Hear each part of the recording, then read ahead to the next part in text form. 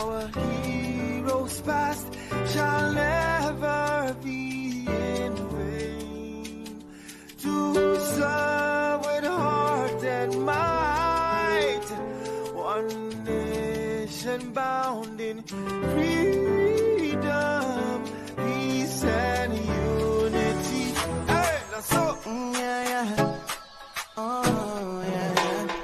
Arise, O compatriots, Nigeria call obey, to serve our fatherland with love and strength and faith. The labor of our heroes past shall never be in vain. To serve with heart and might, one nation bound in freedom, in freedom.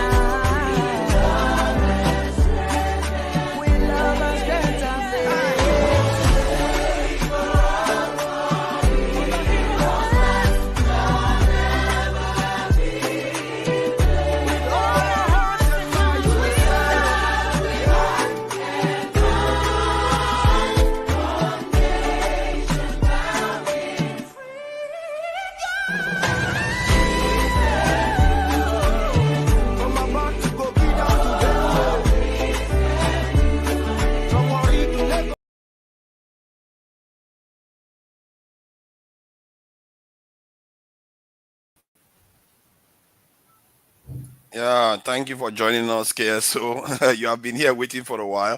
And viewers, thank you for joining us. I think we are here for the second part of the discussion. And those that were involved in the previous discussion, you're welcome to join us. The link is on the chat. And I think the discussion should be moving towards the cabinet. I think they've not discussed the cabinet appointments.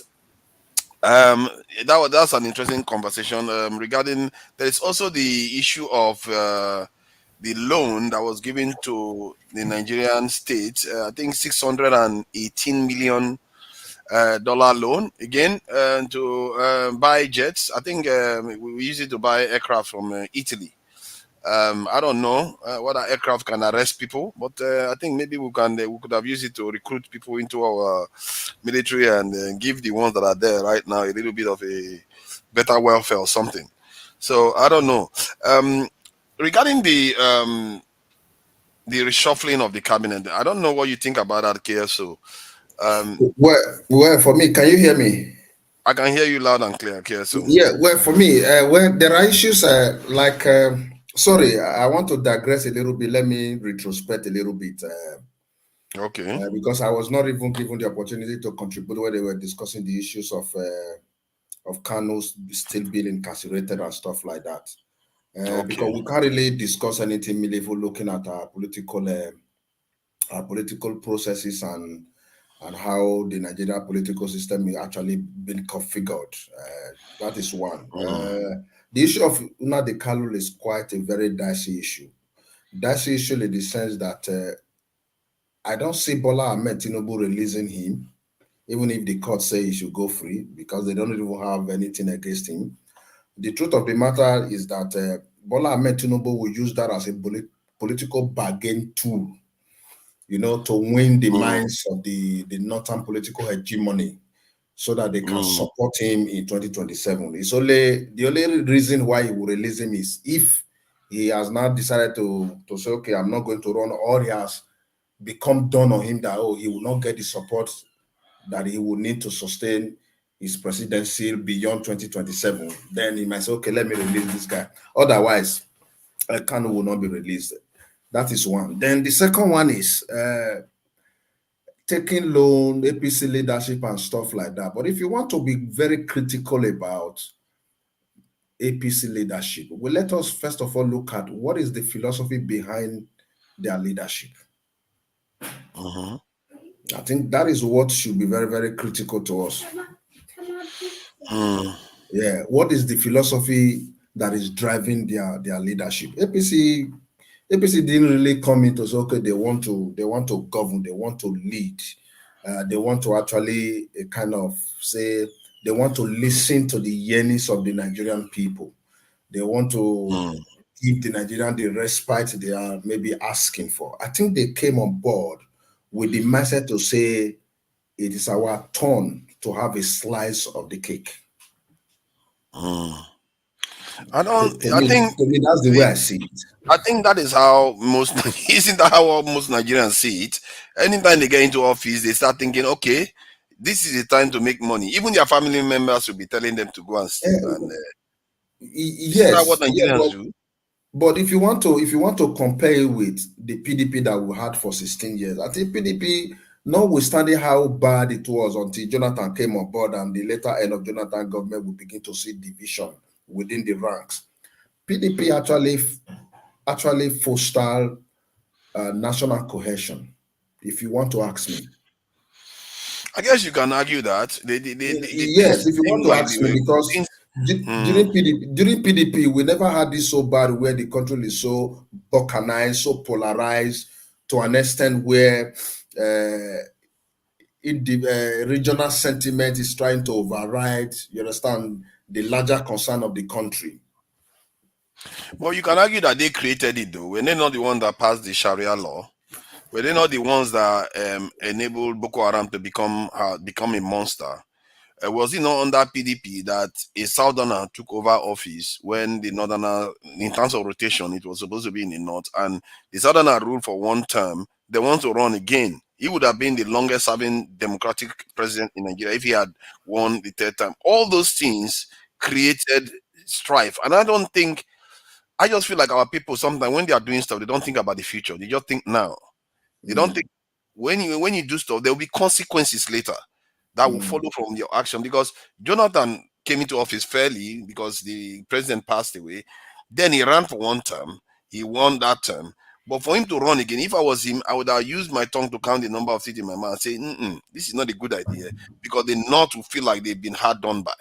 You want to rule for 10 straight years when it was 4 terms each. You want to rule for 10 straight years when you were not the one that originally won the mandate. It was supposed to be in the North.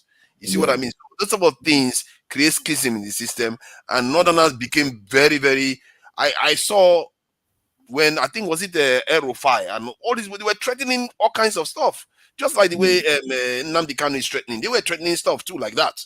You know, but the problem with them is that they had power on their side, and they could cause real problems. And I think the Obama government supported them, maybe because of it even. They were afraid that if they didn't support them, these people were going to cause problems in Nigeria.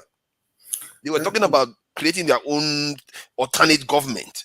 That's what they're talking about. Well, my brother, I don't think, for me, maybe because of my little exposure to issues that borders on security, that is why I want to look at it from a very different perspective while I was still back in Nigeria.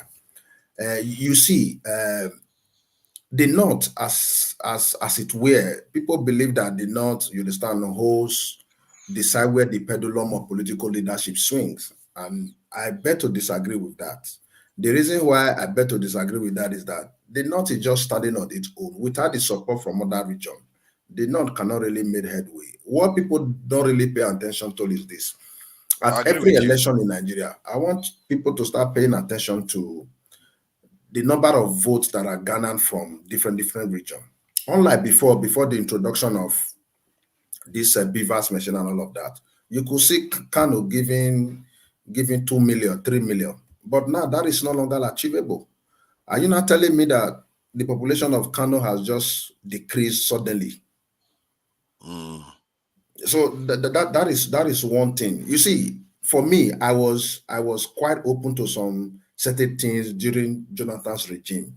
But what I would have thought that the Nigerian political elite would have done was to say, okay, please let us sit down and look at issue more critically. Do you understand? That is the reason why we seems to be retrogressing, because we are not very, very critical looking at issues that border on our collective concerns and national development. And that is why we are where we are today, because we are more sentimentally influenced rather than looking at the larger picture.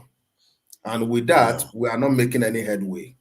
For example, I'm not trying to take brief for Jonathan, but I felt that when you see someone who is at the saddle of leadership and is pulling the country in a very right direction, I'm not saying Jonathan had no imperfection. Of course he has. He's a human being.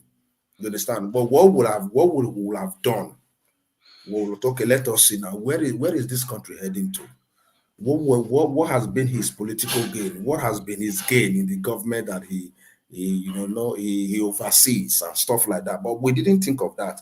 So the major thing that we're looking at where he comes from. Do you understand? Because I have the book. I personally bought the book from Jonathan's book from the title of the book is I forgot the title of the book now. I just read it yesterday.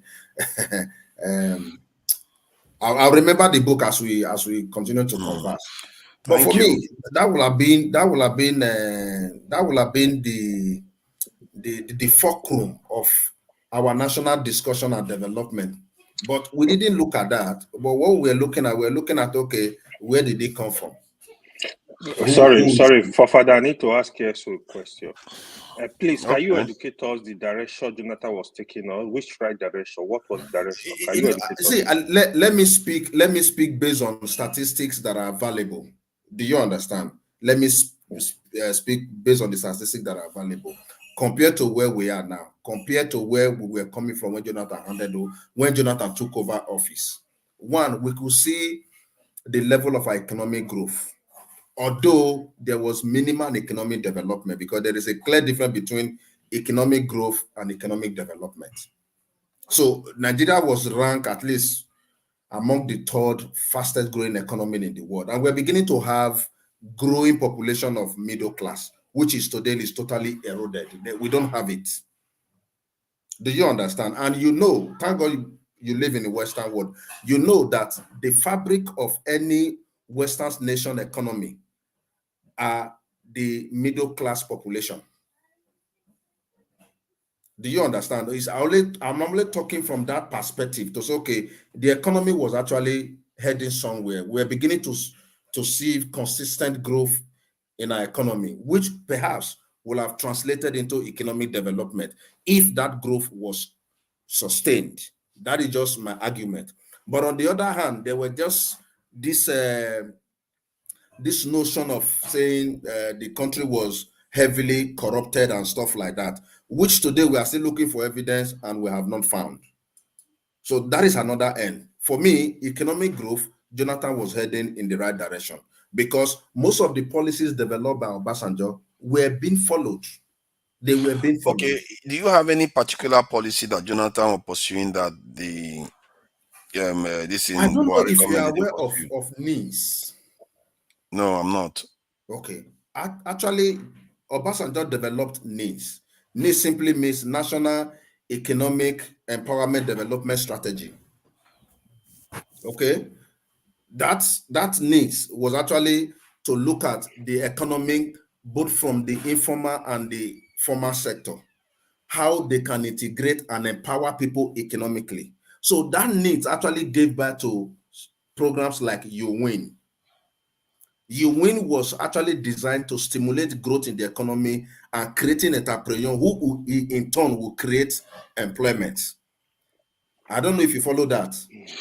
Yeah, I'm following it, but is there any where is the teeth of the NIS? Successful program.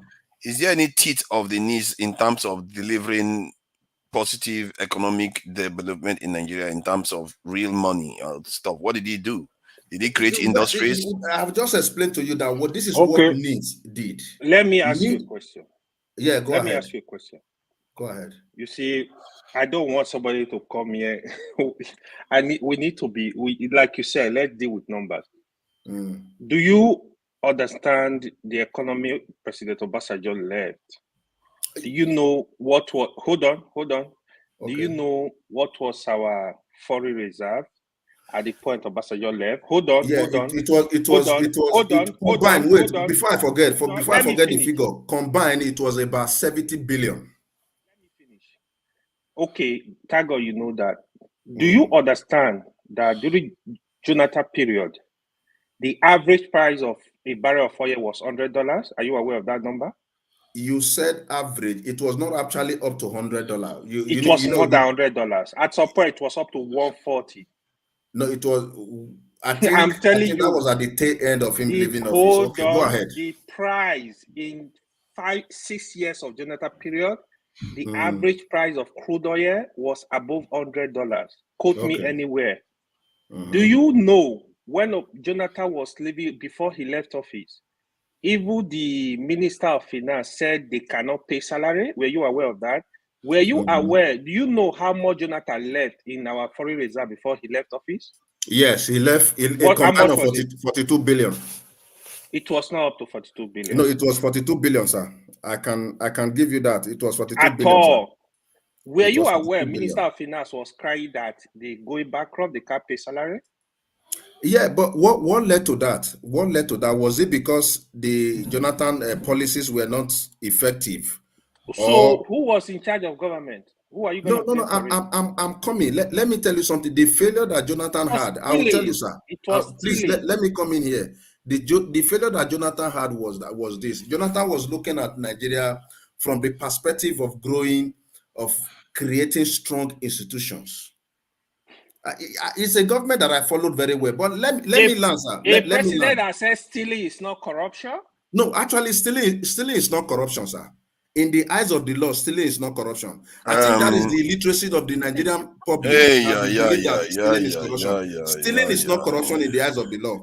And Jonathan was not the owner of that statement. We are not start again. The statement was actually attributed to How is stealing? Stealing is a subset of corruption. It's part of it. It's a subset of corruption. No, sir. Let us not deal with semantics here. Stealing is not corruption. Let me tell you the context in which corruption encapsulates stealing. Stealing is wahoo.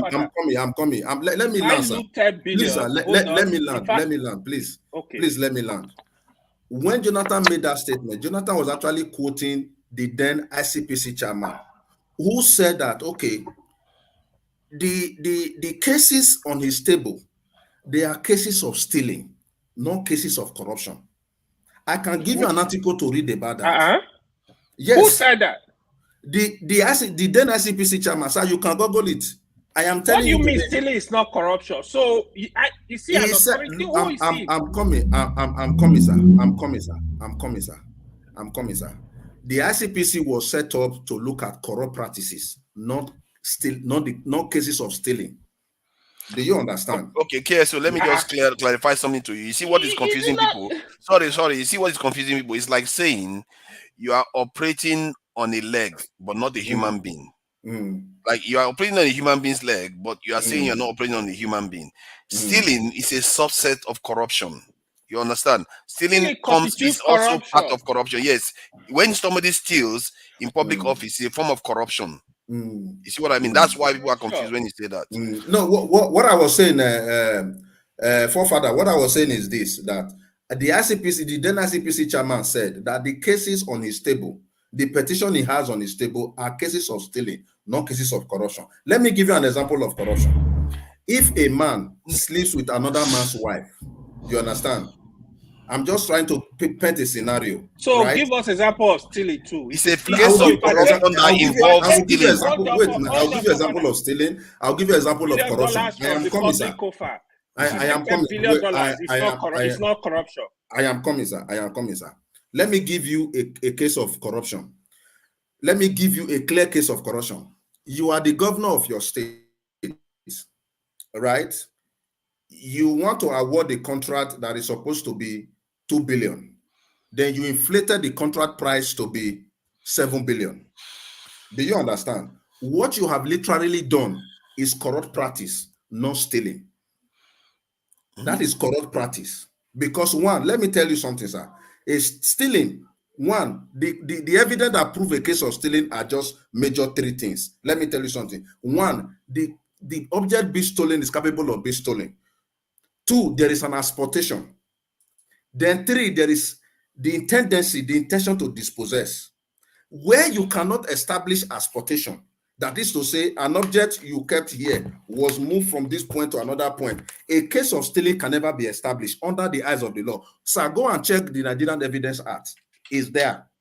But when it comes to corruption, this is what government do. You cannot charge somebody to court for inflating contract. So let me ask you a question. Let me ask you a very simple question. I can't believe we're having this discussion like this. Hold on. No, there are other people now. Make your own statement so that the other people can be able to speak. The General of the Federation, right? Collected about 80 billion. Was that still your corruption? What was it? You said what? General of the Federation during Buhari. Yeah, he removed like 80 billion naira. It was that still your corruption? How did he remove it, sir? I don't know. You got to tell us if it's still your corruption. That is what we are saying. It is the art. It is the art. It's not corruption. Then let's no. It is no, sir. I am speaking from the point of the Nigerian law. I am not speaking from the point of grammar or understanding English. I'm telling you, this is what the Nigerian constitution Nigerian grammar. See, KFC, KSO. You see, one thing I noticed in Nigeria is that you will see this guy will just show up as an expert. They will create a whole new rule of reality that is not actually accurate. Theft is a subset of corruption. Like it's like something that is associated, is part of corruption. If somebody does something in public office and is seen as theft, it's still part of corruption. Corruption encapsulates a lot of other aspects. Nobody argues that. Nobody argues that. But when in the eyes of the law, you cannot tell somebody who inflated contract, and somebody who robbed someone at gunpoint, you can't charge them with the same offense. Oh no! If they're not part of, let's say somebody's on the road, that is what I'm saying. That's not the same thing. It's just like now somebody on your behalf, on your absence, entered into your house and stole maybe a pair of shoe. You cannot use the same offense. No, that's not corruption. That's not the same thing now. It's not. That's what I'm saying now. That is still it, but that also comes under the purview of corrupt practice. If somebody is not corrupt, why will somebody go to your house on your house? I think corruption involves using public office or some kind of authority position you are in. It's not only in public office. Somebody. That's what I mean. Some kind of authority position you are in. Wherever you use your authority who tells lies, abuse it. That's a form of corruption. Person. Somebody who tells lies is a corrupt person. Do you understand? It's not the same. You have to use your office. Your authority to the wrong way. Whether you use your office, you don't use your office, sir. I want AY to go this thing I'm telling him. Like whether you use your office, you don't use your office. I'm looking at these are the technicalities in our laws that enables people to continue to perpetrate evil. If I lie to somebody now, a friend of mine, that is corruption. If you lie to somebody, you are corrupt. Do you understand? But nobody will take you to court for corrupt practices because of lie. They will only take you to court for falsehood. But that doesn't mean you are not corrupt. It's because you are not holding an position of authority. If you hold any position of authority and you abuse it, that's what they tend to refer as corruption.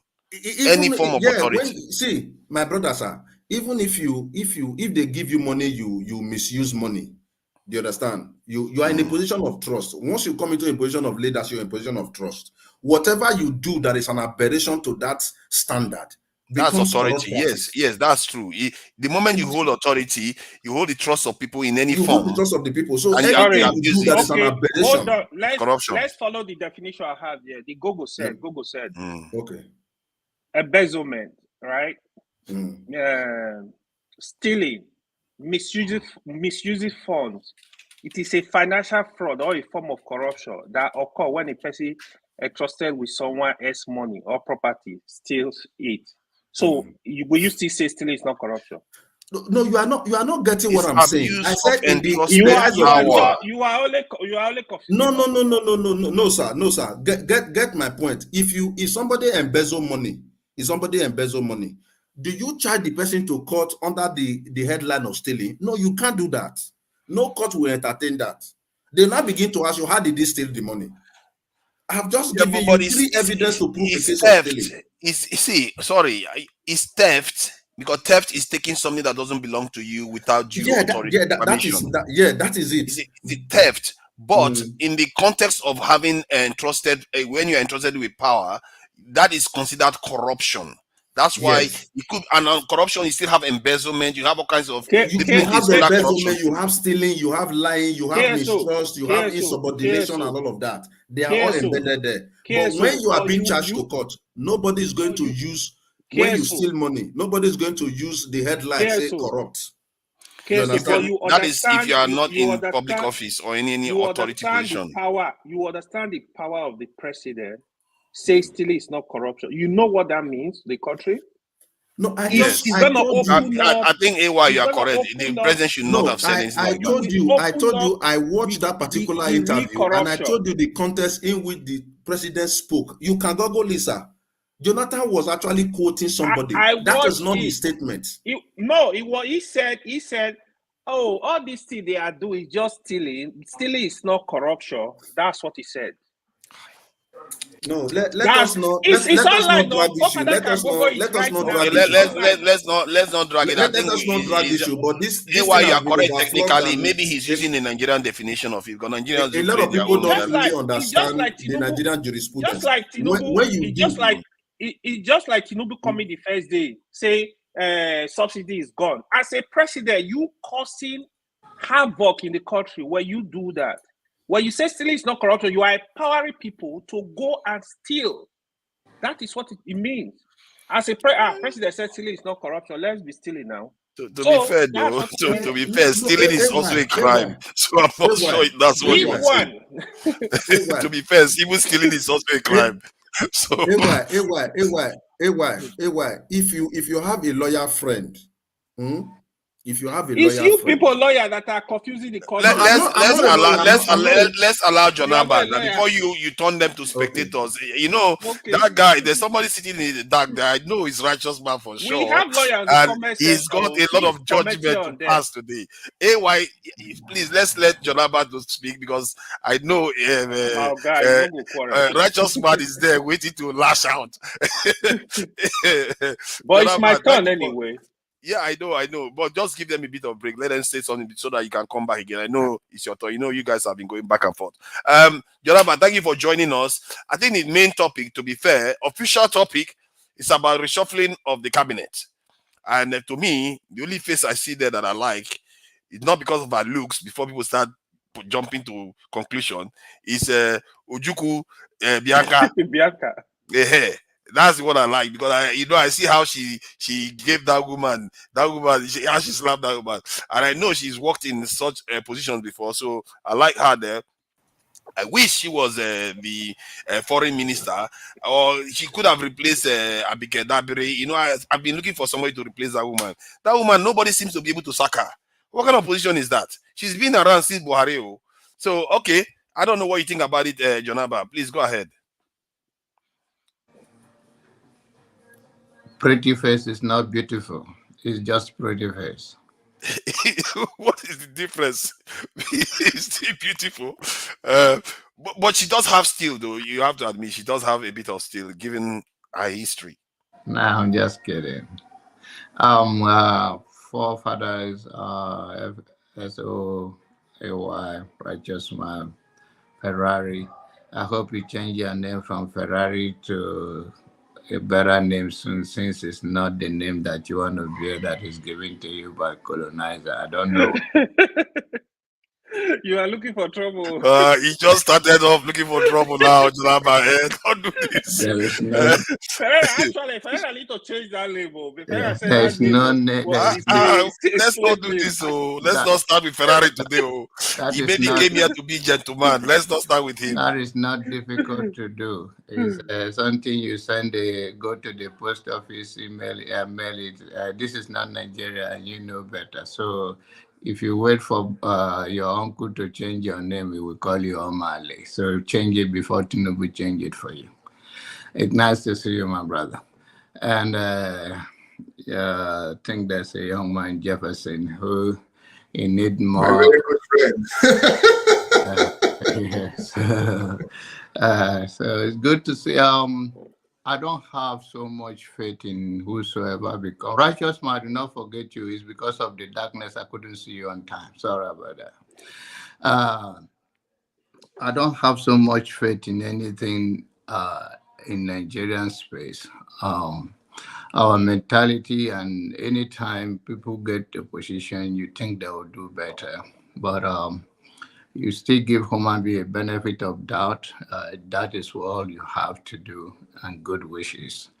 But then the whole institution, there is a say that if the foundation is destroyed, what can the righteous do? What you mean is that, what can you do, even if you're a right person, in a bad place? So it's very difficult in a situation where you are building a 3-story building on the foundation that is meant for 1-story building. It will still collapse as a matter of time.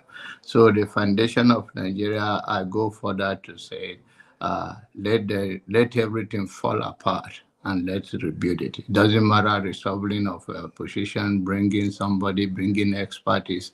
I want you to know that the only place Nigerian cannot live to their God-given potential is only in Nigeria. Nigeria can be anything else in anywhere in this world. So, and it's not that it's in our DNA. It is just because we have a broken system, especially the law and order. Thank you. Thank you. I appreciate you on that. That is true. It's just we have a broken system. That's all it is. It's not that complicated. Righteous man, thank you for joining us. I appreciate you for your patience and the fact that you are from Nigeria. We should have acknowledged you a bit earlier. So I appreciate you. Thank you for joining us, Righteous man. What do you think about the appointments? My brother, Nigeria is a captured state. It is a captured state that needs redemption. Everything that is happening here is actually discouraging. When you look at what is going on in Nigeria, as per governance, there is no hope for tomorrow. Unless based on your individual struggles and God's intervention in your life. But saying holistically, depending on the policy of the government or the governance of the land, there is no hope. Nigeria is asking for redemption. Nigeria needs to be redeemed. Because in Igbo language, there is what we call Anenwe Alenwe. That is, there are people that owns the land. And as they brought Ojukwu's wife into the APC governance, it's just to tell him, so come, now you be a padio. Your husband was one of us. So they keep circling and going around, going from one region to the other to pick whoever that they know that fits into that position of is one of us. Because I don't see the reason why they picked that woman. When she was the foreign affairs minister under Jonathan, what did she achieve? How many Nigerians were released from a prison in abroad? How many free visa did we get from other countries that we say, okay, she worked well? It's just, she's a settlement. Let's give Ojukwu's family their own position. The woman, are you saying that you don't like her appointment? Why should I like her appointment? What has she achieved?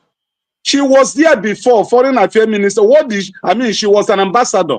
Sorry, she was an ambassador before. I think Nigerian ambassador to Spain. What did she achieve? Nigerians that were in jail in Spain, were they released? Did she foster any visa relationship between the Nigerian government or Nigerians and the Spanish government or the European Union? She didn't do anything. It's just settlement. See, now padi government in Nigeria be. It doesn't matter which tribe the person is coming from. Nigeria needs redemption. All this, what are you shoveling? You brought a man to head the Ministry of Women's Affairs.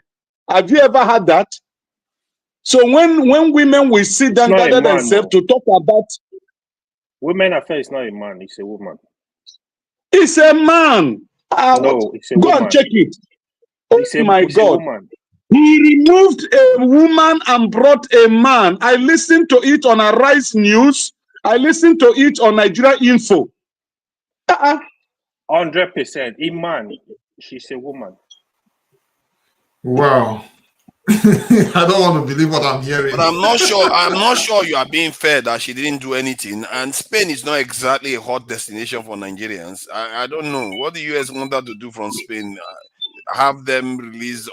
Nigerians are not necessarily in trouble in Spain. If Tabini she was ambassador Forefathers, to UAE forefathers, or something. listen, listen. You know, I have lived in Europe before, and I was shuttling between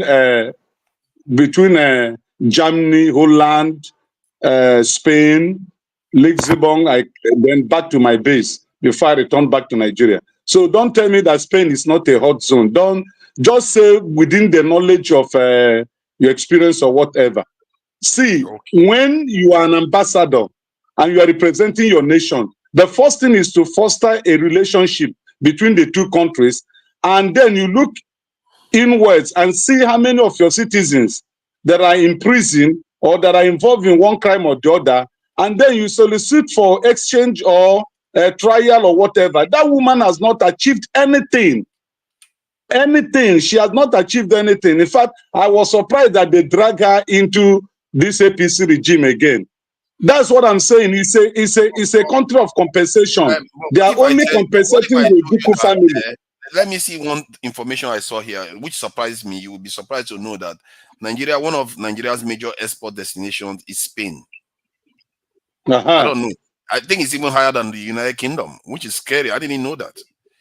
So, and she was an ambassador in that state, in that country. I mean, so the information I was given about the Women Affairs Ministry, I had it from Arise News and I had it from Nigeria Info.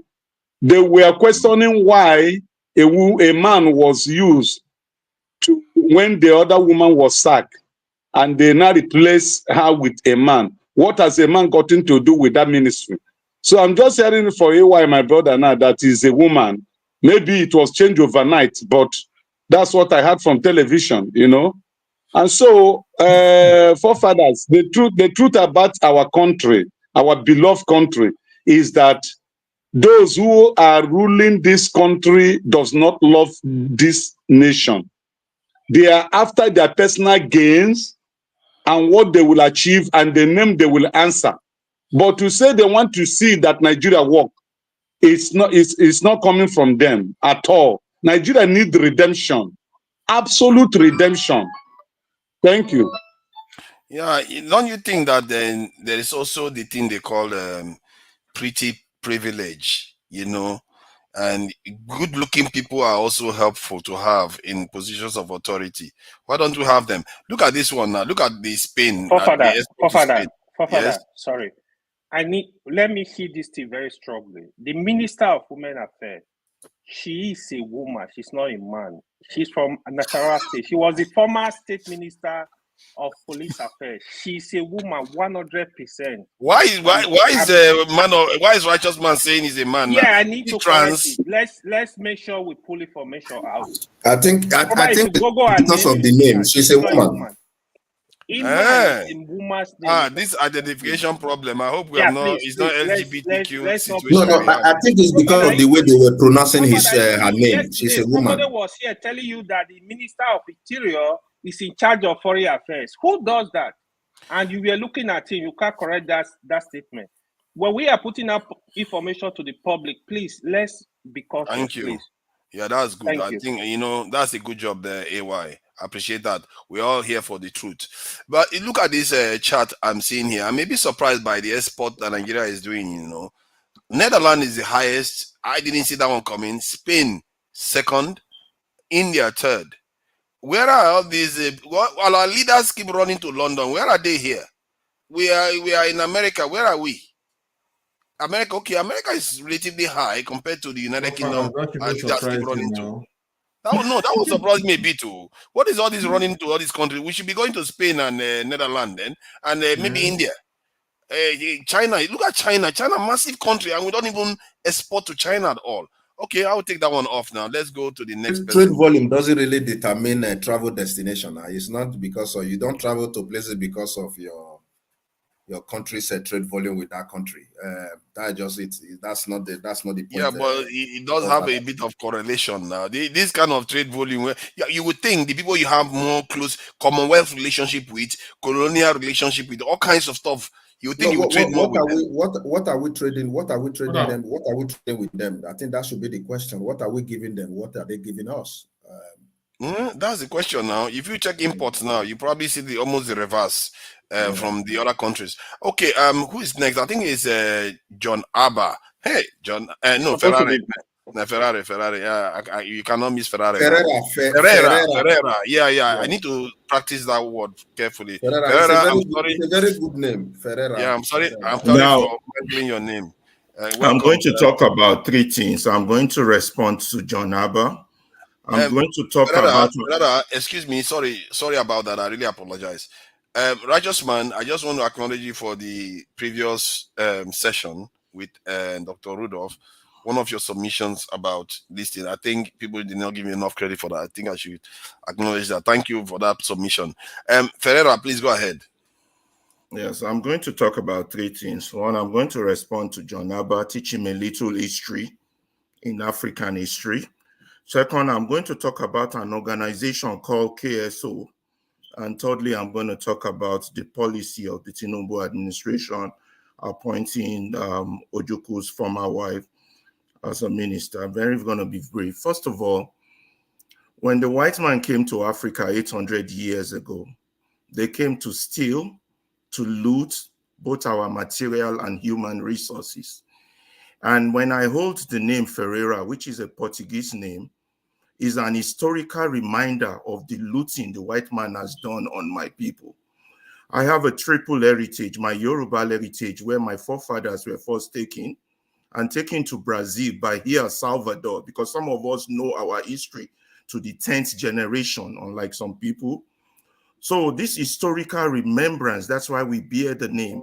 The likes of Cardozo, Boaventura, Ferreira, we call them the returnees. They are Brazilians, they are Nigerians that return back to Lagos Island and the area called Tokumbo, Bangboshe, Igboshere, Lagos Island as we know it, is an historical aspect of the generational impact these generations of families have made on the Nigerian contribution, even from their architectural input into what Lagos is from the inception at the beginning. So for those of you who don't know history, get your book, grab your book, and we are proud of our name. We are proud of our African heritage. We are proud of our historical heritage. And we are proud of our future heritage, which is to say, never again in any circumstances would we allow the white man and his ikes, like those in our government, take us for granted again. That's done on John Abba. Let's go to the king of stupid people's organization called KSO.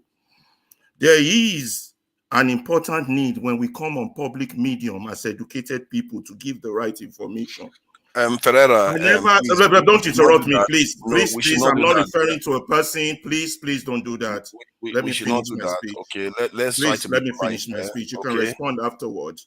Now, there is important when we come on public medium, we don't give the wrong information. Why? Because there are young generations of people listening. When Jonathan said stealing is not corruption, I was among those who joined every other Nigerian to say that government must be removed. Unfortunately, we got a government that is worse than Jonathan. When a government comes out here to come and prove intellectual superiority and spread garbage in intellectualism, like the Nigerian we have today, where we see our legal system becomes a joke of entire world nation. We are the country where we swore in president before a case is finished. Show me a country in the world, no matter how bad their law is, that tells a man to go serve a sentence before that man is finally tried. None. But yet, Nigerian professionals will come, turn things upside down, and then come in public to make an argument on behalf of it. Fela in 1977 said that that the problem of Nigeria goes beyond just Forefathers. mere stealing. Forefathers. Yeah, this thing called, please let me finish. Whoever is doing please that. let him finish. Are you really trying to let this slide, insulting a panelist here? Did I mention name? Are you really allowing? He didn't mention any name. I didn't mention any name, Mr. But that is his initial. That is KSO. That is his initial. Whatever, I didn't mention name. It's an organization I'm referring to, including your former president. He's talking about an organization. Ferreira, let me tell you. Let me finish. Let me finish.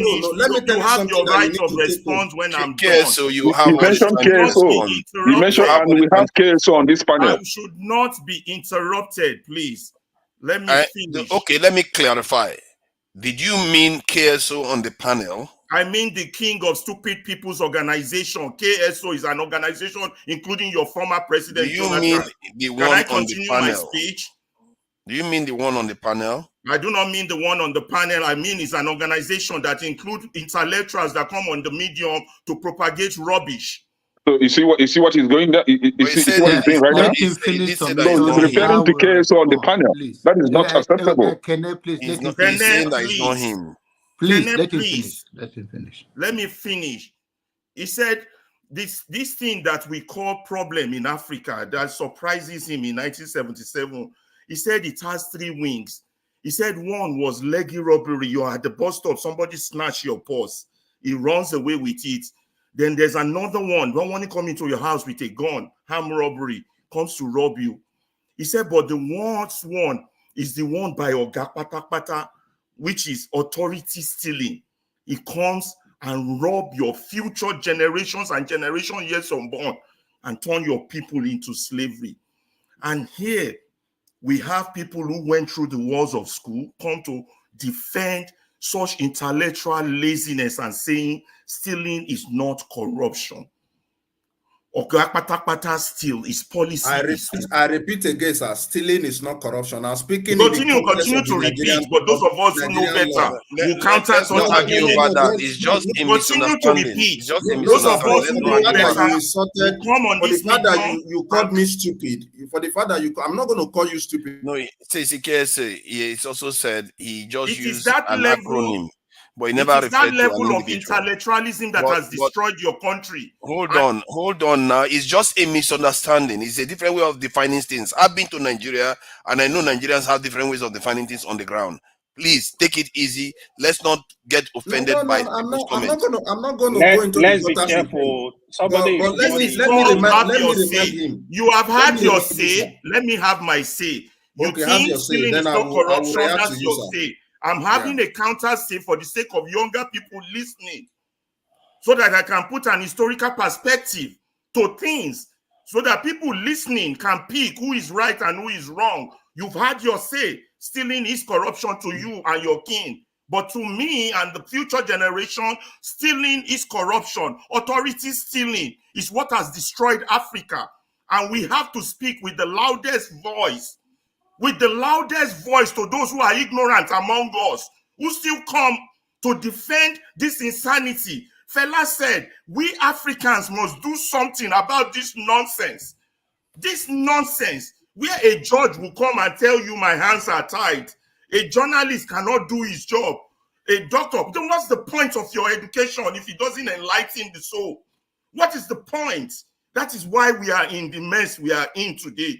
Because of positions like that. And if we don't counter it, then we ourselves are complicit in the crime. It's not just a point of argument. Are you done? Once you are done, once you finish, allow somebody else to. Yeah, I will be done now. Now, the last thing I want to talk about is this policy of appointing Ojukwu's former wife as a minister.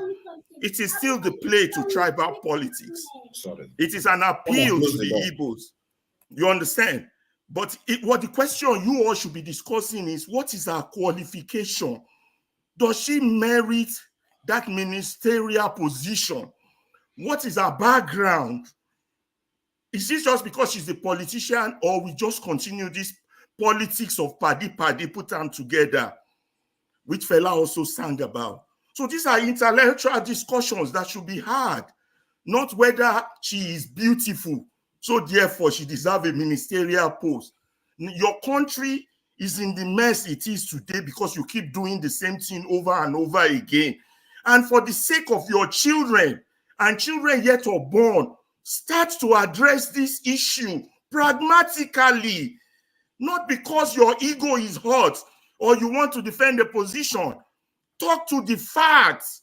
Anyway, let me stop there, and those who want a rebuttal can now have their rebuttal. Okay, let me react to you, Ferreira. Quite frankly, try to keep it brief. I believe over that I'm the next. Okay. No, I'm sorry, sir. I won't be long. Let me just react to him. I think there is a misconception about my statement. That is why how are you the next? After Ferrari, it will be me. Or I have not spoken. I have not spoken. No, I just. But why are you here now? Why are you at the top? Let me just react to him. That's a funny question. So, Oga Ferreira, this is the context in which I made that statement. That's the reason why I don't want to go to the same gutter that you were just swimming in. The context is this. I said, and I repeat again, I said that Jonathan made that statement in quoting somebody who was the head of ICPC. That statement was not actually his statement. It was a referencing statement. He was referencing somebody who said, okay, the cases at his table were not cases of corruption because he was heading an anti-corruption agency of the government. That most of the cases on his table were cases of stealing. It is from that point that people begin to draw the dichotomy between what stealing is and what corruption is. And I said, in the Nigerian context and within the confines of the Nigerian legal jurisprudence, it is wrong for you to charge somebody who stole with an offense of corruption. That's what I said. Corruption is very wide. Corruption is very wide. And I gave an example. If someone sleeps with another person's wife, that is a corrupt practice. Is that stealing? Not stealing. But if someone comes to your house in your absence and disposes you of your belongings, that is stealing. And I went further to say, look, there are 3 ingredients with which you can prove a case of stealing. And I mentioned exportation. And I mentioned, for example, I said, the object being stolen, is it capable of being stolen? That is why in the Nigerian law, you don't have people who steal land. You have land grabbers. Because you cannot move land from point A to point B. You can never establish exportation. Oh my and I made that statement. And I also go ahead to tell you that there must be an intention. Yeah, there must be an intention to dispossess of somebody's belongings. So this thing you are saying that when we are talking about historical fact, you are using Fela as an analytical tool. Fela was actually speaking from intention. There is nothing empirical about all that he said, but that doesn't mean they were not realities. They were realities, but they were not empirical. If you want us to go that line, this is what I've just said.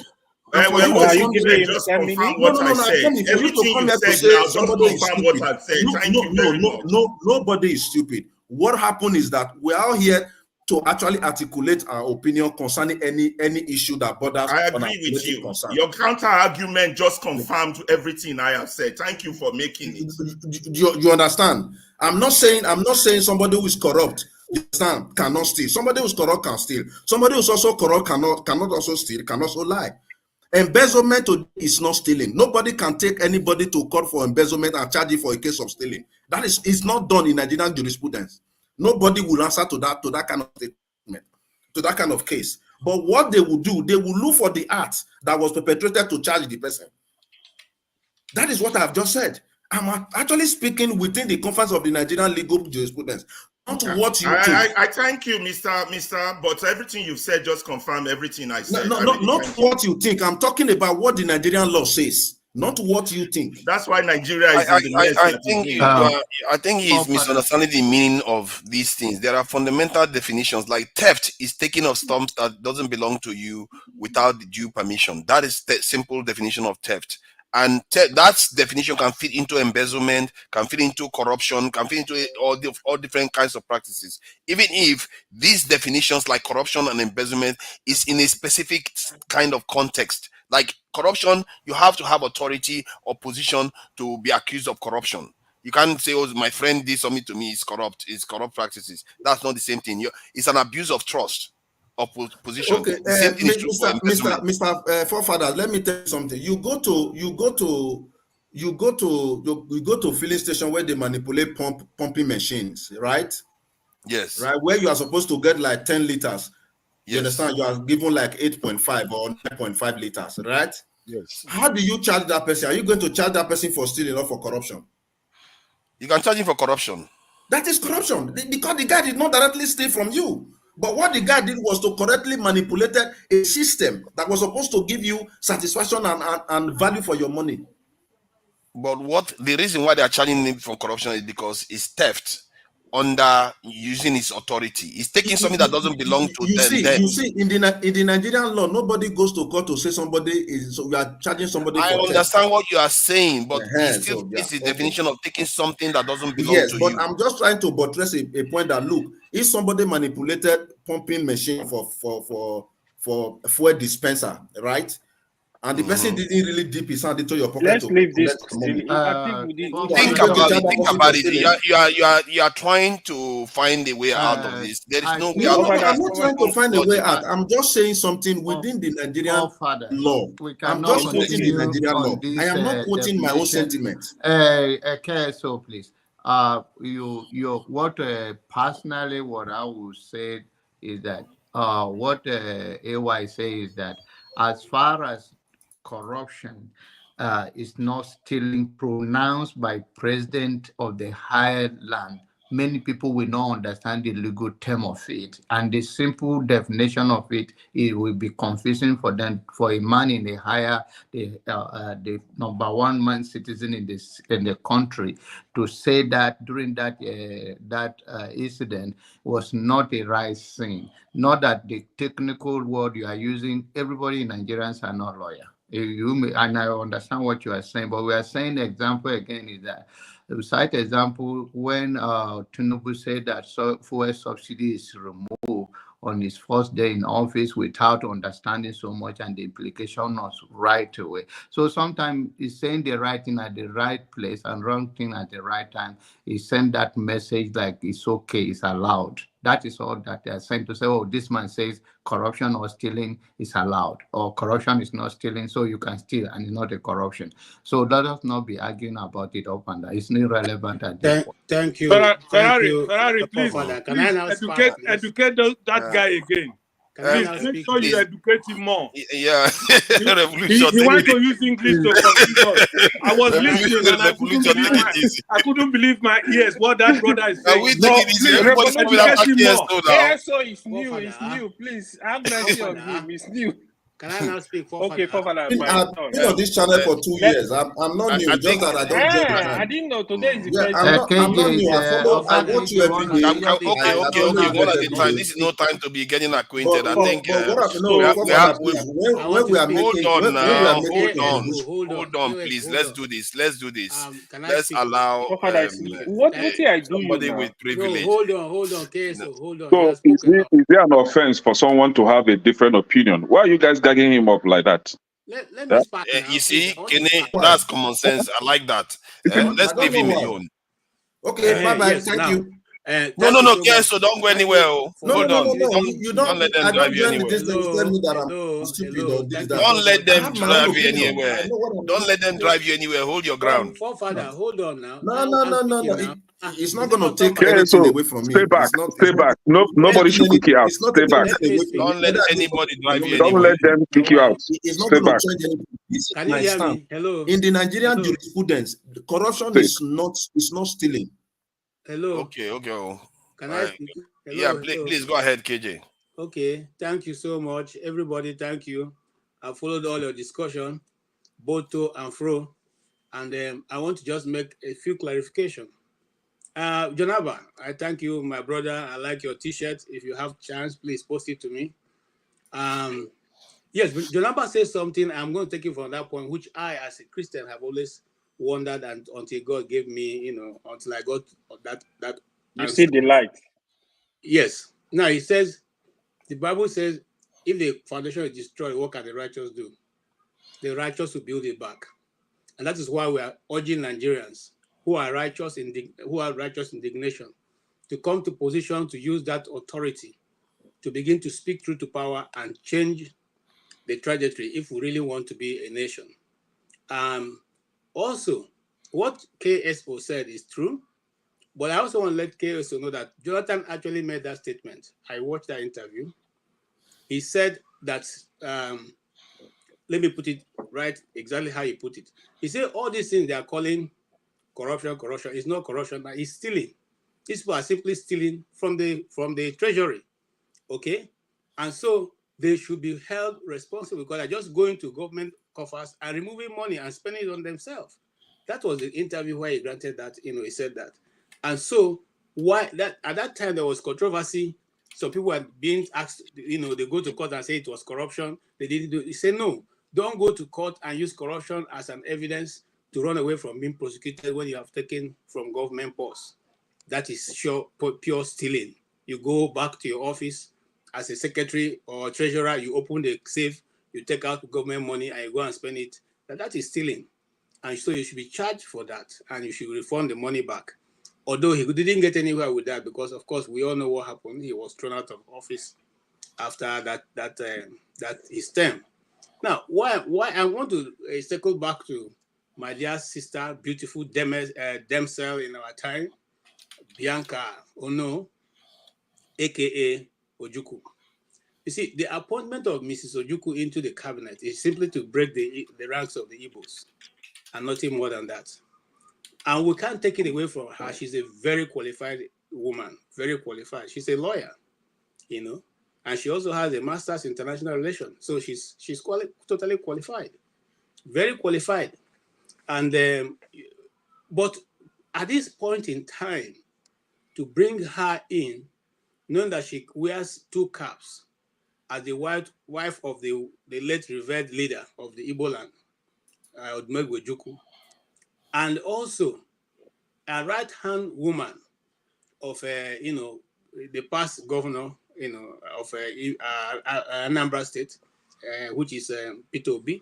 She has played a prominent role in Peter Obi, and Peter Obi government also played a prominent role in supporting her, even through the time that the late warlord passed on. So seeing her taking even an appointment from APC, to me is a bit, I didn't enjoy it. I know that she has to survive, but I didn't enjoy it. Again, I see it as trying to constantly keep that rank totally divided. I think at this point, if you had asked me, I would say she should play the leading role in trying to rally around the women in Igbo land to try to make a demand for the release of Nnamdi Kanu. But taking an appointment at this time, I defer to her with her. She's an individual, she can do what she wants. But for the collective, which is what a nation that wants to go somewhere always think about, the collective, not individual. As long as our government is thinking of individuals, appointment by individuals, project by individuals, road construction by individuals, rail construction by individuals, everything we are doing, even writing of state policies, is implemented based on individuals that are affected. If Kenneth tomorrow is my arch enemy and he beats traffic light, I will use it to put it on his head and make sure that he goes to prison, because that traffic light will become something else now. It becomes very dangerous thing to beat traffic light, and so it will take a jail term or possibly a treasonable felony. Now, that is what we see. And until if we don't deviate from this kind of policy, why are we all celebrating some of the Western world today? The law is the law, irrespective of who is involved. The law is the law. It doesn't look at who is affected, whether you are big or small and all that. I've seen some Hollywood stars who are celebrated in America. One of them, I can't remember her name now. She aided her daughter to go to an Ivy school here. And she was put in prison. She went to prison for 2 years. Not because she didn't pay her. She just used her influence. She was influenced a bit. And she went to prison for it. That is people who are concerned about building a stable system that can stand the test of time. If we keep doing what we are doing, whether we are supporting APC or not, we ain't going nowhere. Igbo say, that you don't go anywhere without moving backwards. And these are the things we'll keep doing and we'll keep seeing. So it's not a question of who speaks better English or who is able to insult. No, the truth is the truth. Let's rely on it. Because if you speak the truth, you live long. Let us keep that. And I keep saying here, the Igbo worldview cannot change. If the kite pitch, let the eagle also pitch. You cannot say one should pitch and the other one will go away because why do you want to pitch? So let us live and let's believe. That is our own motto, general worldview. And that's what we say in this case. If Mr. Tinubu has decided to move Nigeria forward, let us also see it by his policy. But so far, by his appointment, he has not proven that he understands that Nigeria is suffering and they are all, there's hunger in the land because he constantly increased the expenditure for government. The government expenditure keeps increasing. It doesn't show that somebody who understands what he's doing. I rest my case on that. The truth, there is life. I know. And when I say that the moderators have privileges, he decided to take it up today. No, I wanted to add something. I wanted to add something to what he said though. He said something about there is life in truth, and I think there is a deeper truth there that sometimes what our forefathers used to say, we underestimate it, but I think there is a deeper truth. There is life in truth of things. That said, who is okay, AY, thank you for your patience. Hey. Thank you for your I patience. thought you want to move on again. No. Okay. Welcome. Yeah. Thank you, everyone. So please not take issue personal. We have a lawyer on the comment section though. For me, she's very good. So I don't know if you'll be reading her messages, her comments. So on Bianca Ojukwu, to be honest, to be fair to Bianca, Bianca she's more than qualified for that position. Apart from law background, she had masters in foreign affairs, international studies. She was the former special advisor to the president on diaspora affairs. She was Nigeria ambassador to Ghana at some point. She was ambassador to Spain. She's well exposed. She got the experience to occupy the position. But whether she will accept it, that's what I don't know. And secondly, one thing I really want to pull out from that appointment is I think politics of 2027 has started. So one thing we need to know here is, which I continue to say, what that tells you, no matter what, Ojukwu is still playing a role, even at death. If they are telling you we are not important, Ojukwu, even at death, is still the man standing. Like his influence is still working around the country. That is one thing I want people to pay attention to. All over the country, these chairmen, they know themselves. They know. They know where they meet. They have a relation. Yesterday, I saw a picture of the president and the Atiku. I thought they were fighting. APC and PDP, when they were doing marriage somewhere in Abuja, all of them were together. These people don't care about us. We are only fighting ourselves. They don't fight themselves. Either from the east, from the west, from the north. Forget all these stories.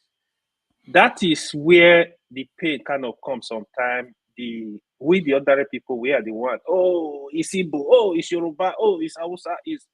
Forget all these stories. The people running the show, they running the show on the ground. The business is moving for them. That is one thing I want us to really pay attention to. It is politics of 2027. Tinubu, he is a dangerous politician. He's going to play the politics of 2027. He's going to start very soon. That's what you see. So the other appointment, right? Even the ministers he dropped. To be honest, it's still party government. Don't be deceived. That's just the honest truth. It's more like if you have Godfather, it's not going to remove you. You think they were the only ministers that were performing below average? A lot of ministers, they were doing nothing. I mean, can they give us the result? The truth is, it's just who you know, how close, who is your godfather. That's what is playing out. Not that they're looking for those competent people to come and do the job. So, in summary, they don't really care about us. Bianca portfolio yesterday. I heard somebody say here, "Oh, she's gonna be working in Nigeria." No, foreign affair is foreign affair. When you say Minister of Interior, is gonna be in charge of the internal security. Means Minister of Interior does not have business with foreign affairs. So I wanted to drop in and correct that. What surprised me was the fact that they didn't make her a full-fledged foreign affairs minister. They made it Minister of State Foreign Affairs. That one too, right? That one too. But in general, I think they are going to divide the job, because foreign affairs is big, right? You know, maybe she might be in charge of like ECOWAS, EU, like mostly African country, my thinking. But she is well qualified. Even as the full-fledged minister, she can get the job. Actually, she performed very well in her former positions. She did well. I heard somebody I think that she should have just been given. No, she is good. Trust me. I think she will perform no matter what. No matter what, I think she would have performed. Ojukwu now, she is very qualified. She can stand alone. She is good. That's just the honest truth. Yeah, but it's all politics. It's just a paddy, you know. That is all I know. Of course, there's an element of that. But my instinct tells me that she would have performed. Let me give you some of the things that she managed to accomplish. Because when I went online, I saw some information about her. She did good. I decided to go back in time because I know that this is one they could have edited it and changed it to suit the current state of affairs. So I went back in time. I'm looking at some of this stuff. They said she was honored with the certificate of merit by El Mundo Diplomatico for her efforts towards providing effective platform for constructive engagement between Nigeria and Spain. Hey, you see that trade deal we are talking about? She was ambassador there. And was voted Africa's astounding ambassador by Dutch magazine The Voice in 2014. She was also honored by the ambassador as the ambassador of excellence award by the government of Adambra. That one doesn't count. That one is partial.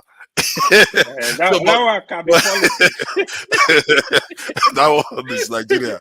We can't. We will say that one is a little bit biased, but still, it's still an accomplishment. With a word. But no, to be fair, it's still an accomplishment. She's got a lot that she has done, and I've seen what she can do. You know, so I've also seen her temperament. You need people that are like that in office, because other people are not good. You're going to find it hard to run circles around them. People like that have sharpness of mind like that, and it doesn't help. Yeah, with her experience too. Good looking too. The experience counts. Yeah, because she has been dealing with foreign affairs issues, right? She's got relevant experience. That's without it. That's why I'm wondering why they made her like Minister of State instead of that guy that is probably at the top probably doesn't have enough gifts to offer Nigerians. What has he done all this while that he's foreign minister? I think she probably would have done more just by her name recognition alone.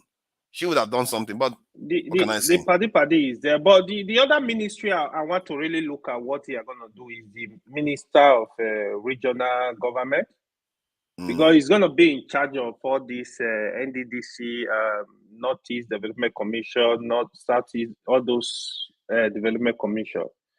So I want to see how they are going to do that. I don't know if they have a plan. We are here to see, but it's very frustrating what is going on. I'm not expecting anything good. This guy is raging on saying you have not named one accomplishment. Before they give you an award, you've done something. I just showed you the chart that Nigeria is trading with Spain, which is, for me, I find that very strange. I didn't know that Nigeria was trading with Spain so much. Yeah. And this is the country this is second in terms of exports of Nigeria. Nigeria, the thing we've been talking about, that want Nigeria to be earning money from overseas, that state is where she was in. And people from that state gave her awards. So what are we talking about? Come on, let's not always act as if somebody is not. Somebody is a minister, an ambassador in China. Somebody is an ambassador in Italy. Somebody is an ambassador in the US. And where is Britain here? Even we don't even sell anything to them. Somebody's an ambassador there. What are they doing? Why are we not exporting more to those places? Oh, let's not but when people do some small thing, which actually acknowledges that this is something than nothing. So yeah, please go ahead if you are done. Then yeah, I think I'm done. Let other people Okay. speak. You know, I Thank don't you for like your taking patience. shots. Thank you. See, I don't have much to say. It's just very annoying when somebody has a different opinion. Some people will take it personal and maybe begin to attack the person instead of maybe addressing what the person said. And this is to me is not acceptable. KSO, I support what you say. I don't really find it funny when one is being attacked like that. It's not good. Then talking about what Goodluck Jonathan said, I think we are misunderstanding what the president said, and I think KJ did a very good job on that, explaining it. But because some of us we have difficulty in comprehending things, it's very, I don't know how to help us sometimes. See, I want to kind of illustrate it this way. When you are a government official and you are giving money maybe to build schools, or you are in charge of building schools or hospitals, and you mismanage the money by way of pocketing some, to me, my understanding, that is corruption, pure corruption, because you are using your power, your official power, to embezzle money. But when you have money in the JAMB office, instead of, I think the money was supposed to be in the bank, but they intentionally place it in a cupboard somewhere in the JAMB office, and snake came in and swallowed the money. That is theft. That is stealing, pure stealing. If you have money in the Senate House, the money that is supposed to be in the bank, but they decided to put it in the Senate House somewhere, they dump it there. And about $194,000 got missing. They say that monkey jumped into the Senate House and swallowed the money. That is stealing, right? Maybe I may say that stealing is a form of corruption, kind of. So I think KSO is very right, is correct. If we really want to dig into the meaning of stealing and what corruption is all about in the Nigerian context. Now, why I even call it is because of the marginalization against men, especially Nigerian men. We've been hearing about Ministry of Women Affairs. For what reason must we have Ministry of Women Affairs? What about Ministry of Men Affairs? Are we not human beings in that country? Now, and I decided have to Ministry check. of Men Affairs. Hold on, that we don't have Ministry of Men Affairs. That's We don't the presidency, the House of Assembly, the Senate. It's all Ministry of Men We don't even Affairs. have Ministry of Children Affairs in that country. That is how wicked we are. And I decided to check to see the countries that have Ministry of Women Affairs.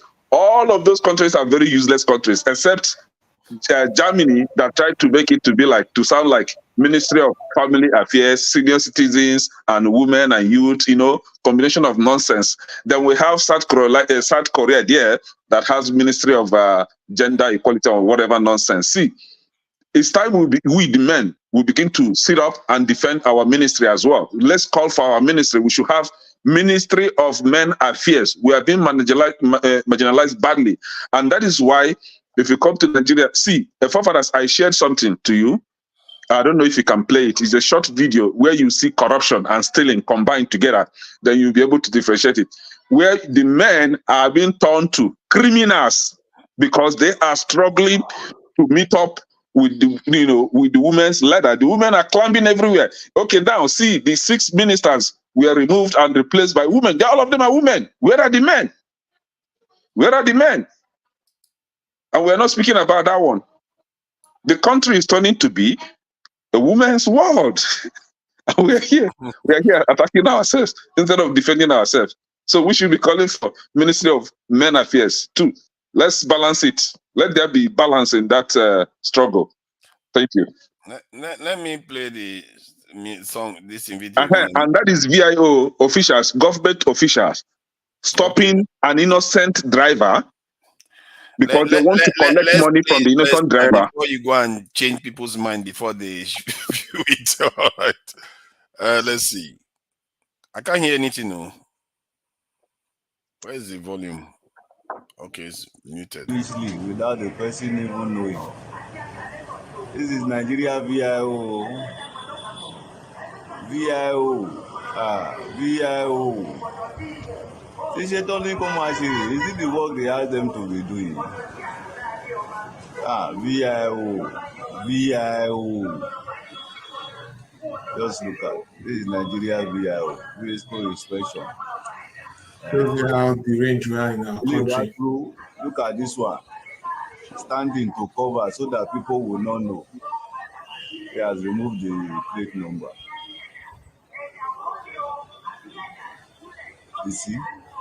You see, stylishly remove the plate number. And the person with the vehicle did not know. The person did not know. Where is he taking it to?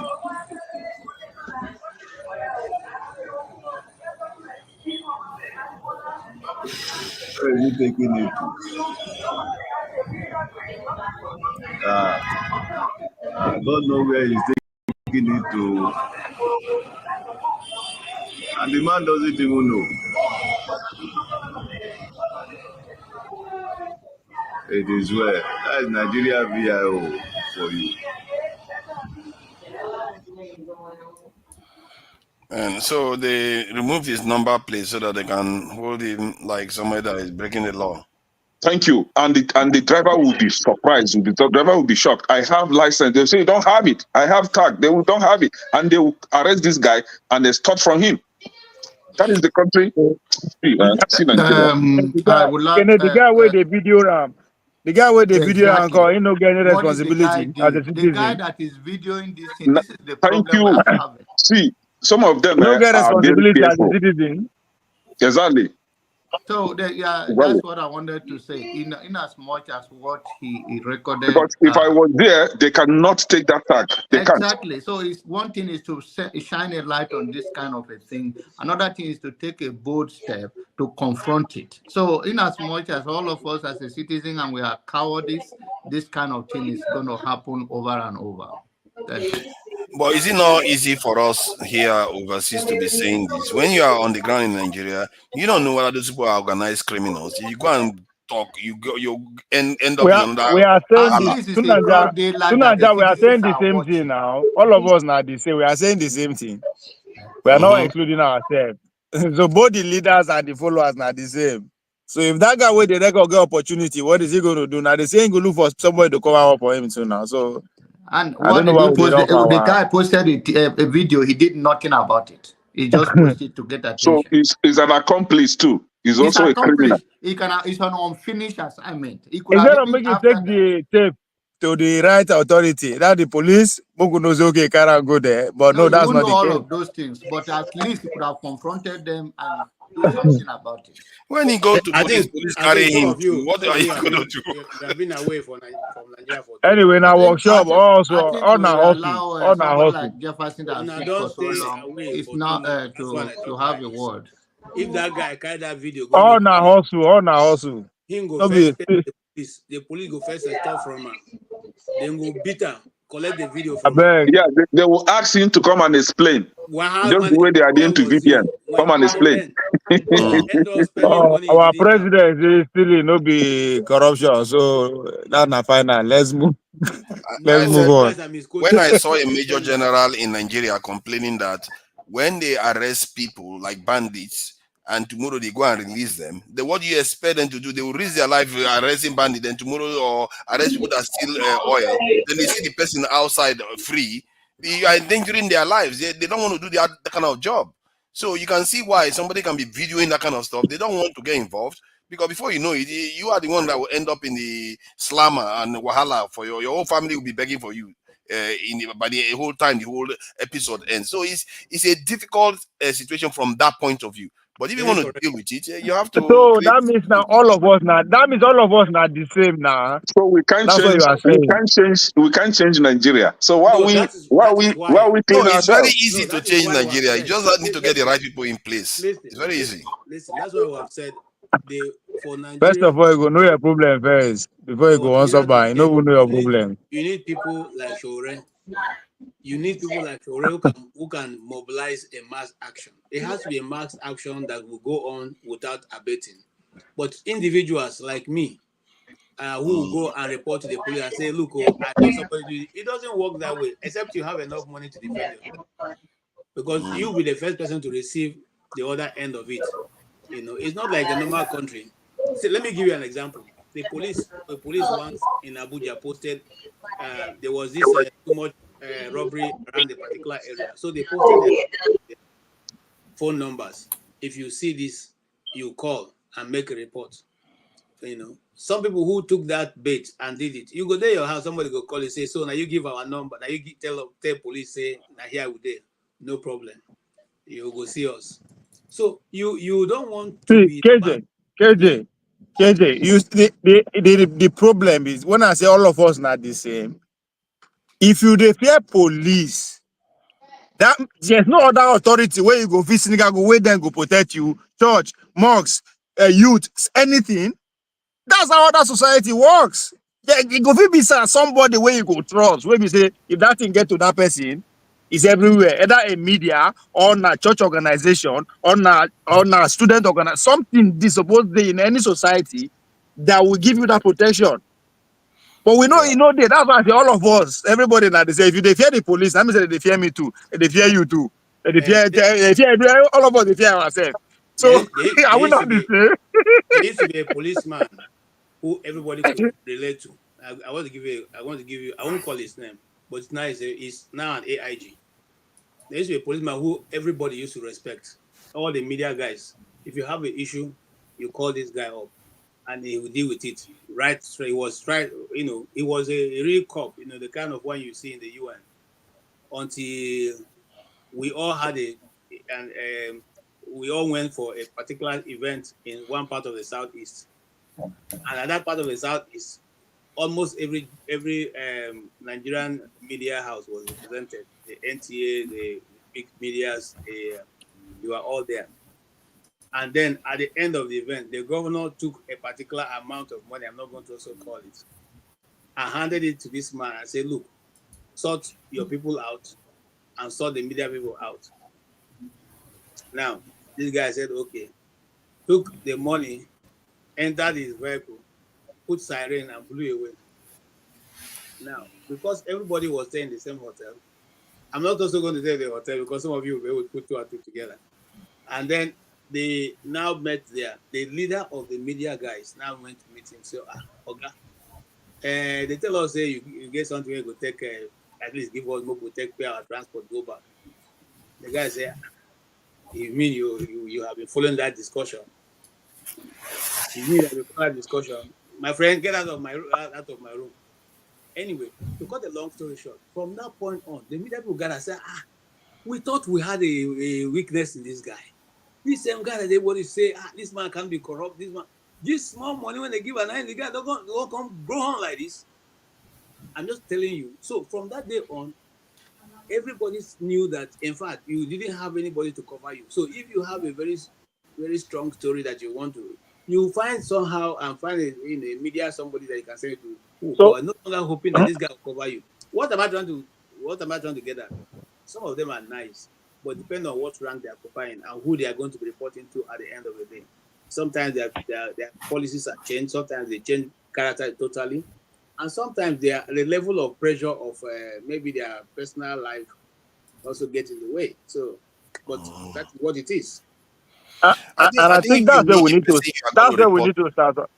Sorry, I think that's where we need to start from when we are looking for our solution. We should be able to form something that we can trust. We used to have like Galifa and me who lead a certain kind of group. So once you are there, you can say anything, they can protect you. We used to have Sahara reporters, if there's anything to go by, that once you link there something, it will have effect. So I think that's where we should start from. We should start finding somewhere, that's not church, because it's scary that a whole country, you can hear something, there's nowhere to go to. That's on our politics. One thing you should understand about Nigeria is this: we have been discussing since. We've been looking at Ojukwu issue, the 618 million US dollar stuff. But let me retrospect a bit. Do we actually have a Nigeria? Does Nigeria exist? Try to keep it brief, because we are still on topic. I'm just asking a question. Does Nigeria exist? Yes. Of course it does exist. Yes, of course. If it does exist, in what shape, manner, and context does it exist? In the way we're all experiencing it right now. It's different from everybody. Okay, that's just the only way it exists. So, there are different ways. It depends on how you look at it. It's a philosophical question, I think, or abstract question. We can talk about it tomorrow, when we are do Sunday school. Yeah, it's philosophical in one sense. It's not so philosophical in the other sense. For me, I think Nigeria is just a geography. Exactly. Different people have different ways of seeing it. Yeah, we capture the habitant. We don't have institutions. If you look at that video clip that you showed, there are 2 vehicles that were parked. If that man plate number is being removed because perhaps he's obstructing traffic, what happened to the commercial vehicle behind the man? Is that selective justice? So this is where we need. That's what we say. All of us are the same. We are saying the same thing now. We are saying the same thing. No, I'm coming. What I'm saying is this: if Nigeria actually exists in the sense of a country, you understand? If you look at that road was not even marked to know where to park, where not to park, where not to stop. These are all issues. No, but the way you are going about it, I think it's a personal question. You have to ask yourself, if you are a Nigerian, then what are you doing about it? It's a personal question. If you don't see us in Nigeria, then there's nothing you can do about it. So if you say, do we have a country? Hold on. If you say, do we have a country, what do you think? Do you think you are a part of a country? Because that has to come from you, but you are an adult now. Well, I'm a part of Edo State. I love that. I don't see myself. So you are not a Nigerian. You are not Nigerian. Nigeria happens to be a location, a geography. It's a very straightforward question, because we are looking for solution, right? If you don't believe in something, there's no point with waiting to hear your recommendation. So you have to believe in something for you to be part of it. Are you a Nigerian or not? I'm not saying I'm not a Nigerian, but I'm telling you, first of all, what are we going to do about it? Hold on. Wait now. When you talk, let somebody talk. We are being realistic too. You are asking a question. The question also goes to you. I am first an Edo man. That's not the point. That's not the point. The point is that if you are in Nigeria, then we have something in common. What are we going to do about it? So instead of saying, "Oh, is the country existing?" You are questioning what you don't believe in. Then you can never make any progress. No, you can't be here or there. You have to be one place. It's either you are a believer in Nigerian, then you go for solution, or you don't believe in it. Then that's it. Your zagging, your shark approach to conversation is not going to scare me. No, I'm not saying now. You ask question now. I am reverting the question to you. Are you a Nigerian? Hold on. First. You scare him now. We've not scared him yet. It's not going to scare me. You ask a question. You ask a question. I revert it to you. You begin to say you are Edo. Say you are Edo. All of us are Edo. You ask all me our a question. politics, this is your thought. That's why I'm letting you go. You ask me a question. No. You never call me out. You never ever ask me any question to do Nigeria. I don't go there.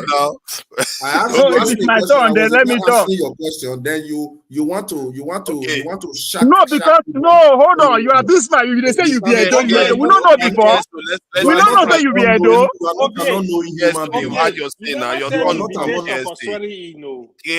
Your turn is going to come, all of you. Let's allow all our politics contributed. Make we give them. But what are we talking about first? Because now question we are talking about the appointments, in the Senate. That's the reshuffling of the cabinet, and we talked about Ojukwu and the lady. I think Oju that was replaced. Women's affairs lady, and I think somebody was saying yesterday that she actually said if the government was sensible that they were going to sack her. Did she say anything like that? Like if the government was sensible, they should have sacked her. They gave her what she wanted now. So what do you think about it? She said she was not performing. You don't know everything, man. You know it part. That stuff is funny. Don't superimpose your stupid idea on people. KSO, just leave it. Just leave no, it this guy is just trying to say, what do you know? You know nothing, man. You don't know anything. Please take it easy, man. Waiting, come now. The matter we see the talk, so I know understand though. Come, guys, talk. No. Hold on, Nanja, let him hear his voice. Let me talk. Let him talk. Make you talk. I'll give you my time. Talk. Yeah, you don't know anything. When somebody try to explain something, don't use your stupid shark approach on people. You ask me a question, you just shouting. You are not. Look, I'm a realist. I'm not stupid. I'm not a fool. Do you understand that? You might be well educated than me, but you cannot intimidate me. Do you get that to your score? He's not trying. He wasn't trying to intimidate you. Let him talk. Let him talk. Let's see. Don't bring that up. Let him talk now. Let him talk. I don't like joining this platform because some people believe that they know you don't know anything. You try to become and learn from what KSO, when Ferrari come at you, people say it's okay that the language is not used. He did not call you fool. He did not say that. Don't use it. I don't care about the language. I just want to let him talk. Let him finish so that we can continue. Finish. You use your language. Something that doesn't make sense to you. There is no reason. It's okay. I have my opinion. Yes, Jonaba, see, let him hear his let him hear his mind. It's okay, it's good. Exist in a sense of a country. If Nigeria does exist in a sense of a country, all the mirage of problem we are having, we won't be having it. That's what I was trying to stress. You live in abroad. Is that how abroad where you live? Can I ask you a question? So Tunanja, I don't understand you. Let him finish. Listen, our people say, if you give somebody rope long enough, he go hang himself. Let him talk. You are being aggressive. You are being aggressive now. See, I'm trying to be reasonable. I'm trying to reason with him. We are not on the same pedestal. Let that be clear to you. We are not on the same pedestal. See, that's why he's sounding like this. I believe this is the reason why Nigeria. You to allow him speak for God's sake. Allow him talk now. No. Let it talk. You are not the one moderating. I was supposed to. Okay. Sorry. Okay, let's move on to the next person now, since he has rested now. Is it Jefferson or man of prestige? Now, so let me answer your question, since I don't finish it, because I just want it's better for I making just it's not that I want to respond to him. I don't want to respond to him. No. I mean, it's okay now when you don't talk finish. Now everybody know calm. It's not that I want to respond. That's not that's how I'm here for. I'm not responding. Why should I respond? Why should I respond? I don't get what I want here. It's a veteran of online discussion. So your question. You don't get time left. What is to your question? You don't have time left. You can't eat your cake and have it. You gave your time to him. Okay. So go ahead. Okay, don't worry then. Go to the next person. Okay, let's give him 1 minute. Give us 1 minute now. Yeah, 1 minute. Okay. Go ahead. You are a veteran. You are a veteran. You take 1 minute. I don't understand though. I think for me, again, we focus on the noise regarding the appointment, right? He sacked 5 people, he brings 7. At the time, when there's a move for adjust, cut cost of governance, may you bear, but then the busy expound. I don't know, is it that we know they think again or we just follow the trends in media, right? They have to the ministry, that's what it means. And just why they hear too much noise about the people there, because they no matter in the scheme of things. You look at the team that won him election, those people. Those people now like Borote. Oh yeah, let's do it. We owe that man favor, in grandfather favor. The Bill girl, our father was the former minister of sport. So there's nothing that happened other than they are expanding the next base for the elite. In other words, that's the confidence you are seeing the man they display. Everybody will complete, they cut them in. So they did not reduce. They did they take 5 people, bring 7. So it's a game I play here. But as far as I'm concerned, there's more to that than we focus on the woman, our former princess. Why do you bring her into the team? She's going to be valuable in PR, Abi. People are worried about what she's coming to do. What is she only? SDP president don't come tell us say the policy that is ongoing, no be Bola Tinubu policy. I don't understand why people go to analyze, okay, what did they go do, what did they go do? It's not your policy. As far as I'm concerned, the people that hand over the policy to them is doing well. They are doing well for them. That's why they're gaining all these loans. When the time come down, what do you think it was about? Now vacation is there. So you can analyze their policy all you want. It's not for you. As far as you're concerned, is to come and consolidate all the businesses into some big conglomerates. That is what is going on. Obasanjo just started it. So now they renew the hope. You understand? Our farmers are shrinking. Small businesses are closing. Nobody is paying attention. So what is it going to become of you after that 10 years that the man I told you now must follow their policy? In the next 10 years, we are going to be operating IM policy. That's what they said. IMF, so what is going to become of you means that majority of us will be subjected to the mercy of the state. So something is happening seriously, but the whole country get worked up. Bobrisky, very dark man. Bola Tinubu. No, in the next 10 years, we'll go look back. We'll go say, "Come, how did it happen?" They don't wipe a lot of things. They come out gradually, but the people that are supposed to actually raise alarm and fight, they are busy collecting appointments. That's why I say the man is doing well. Are the people that put him there? While we, the masses, are busy following the noise. Guess what? In the next couple of weeks, months, presidential candidate posters you could see everywhere. Campaign don't start. Guess what? Mobilization.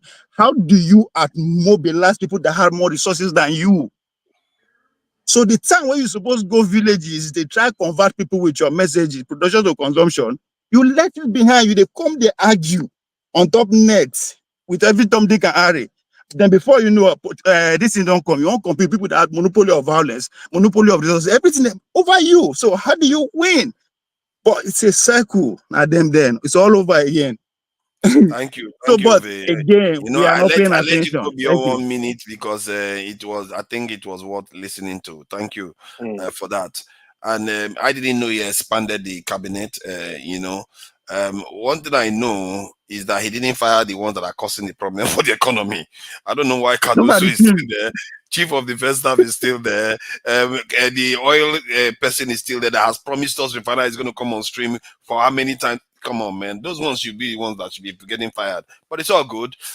We know, I agree with you that these people, they are not governing for us. Jefferson is here. Jefferson, are you there?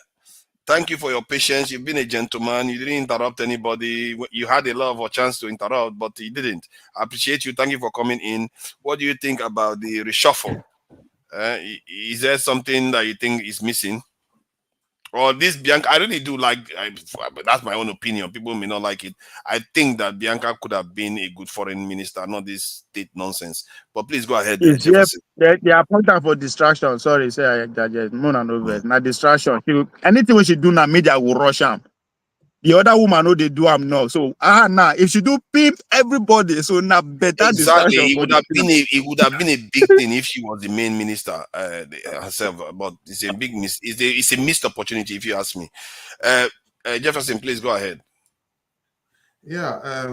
Good afternoon, everyone. So basically, all politics actually, if you listen to what he said, they actually summarize everything in terms of the direction where we are going.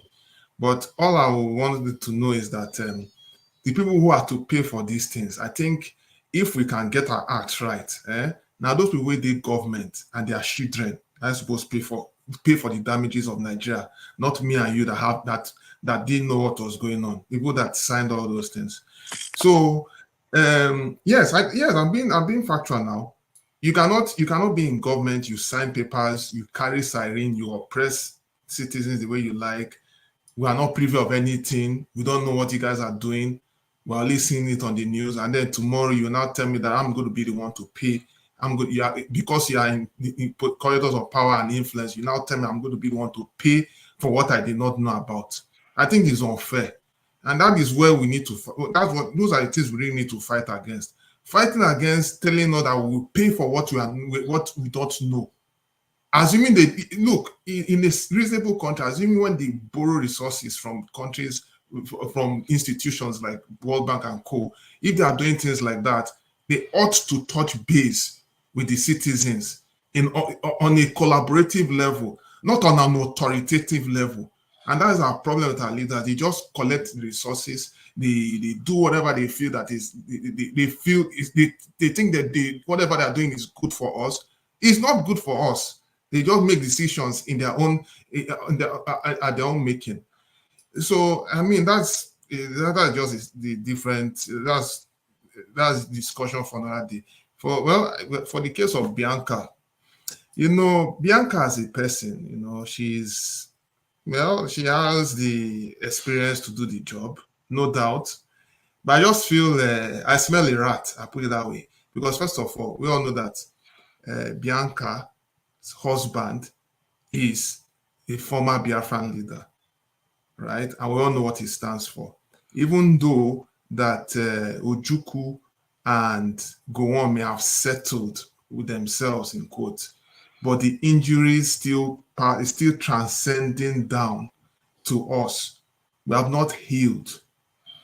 And most times, I can't think of it, amongst us now that is here, we all relate, we all have friends. Igbos have friends, Yorubas, Hausas. In fact, across all tribes, we're all friends on one divide. Then we also have friends on the, what do you call it, on the elitist side. Friends are different places, but most times our friendship, but the friendship amongst we the masses always trickles during the election or during one policy or during one news. If you look at all the events that have been happening, even before the Edo election, you notice they wanted to start a tribal war between the Edos, the Yorubas, and the Igbos, because, for some reason, they just wanted to start something.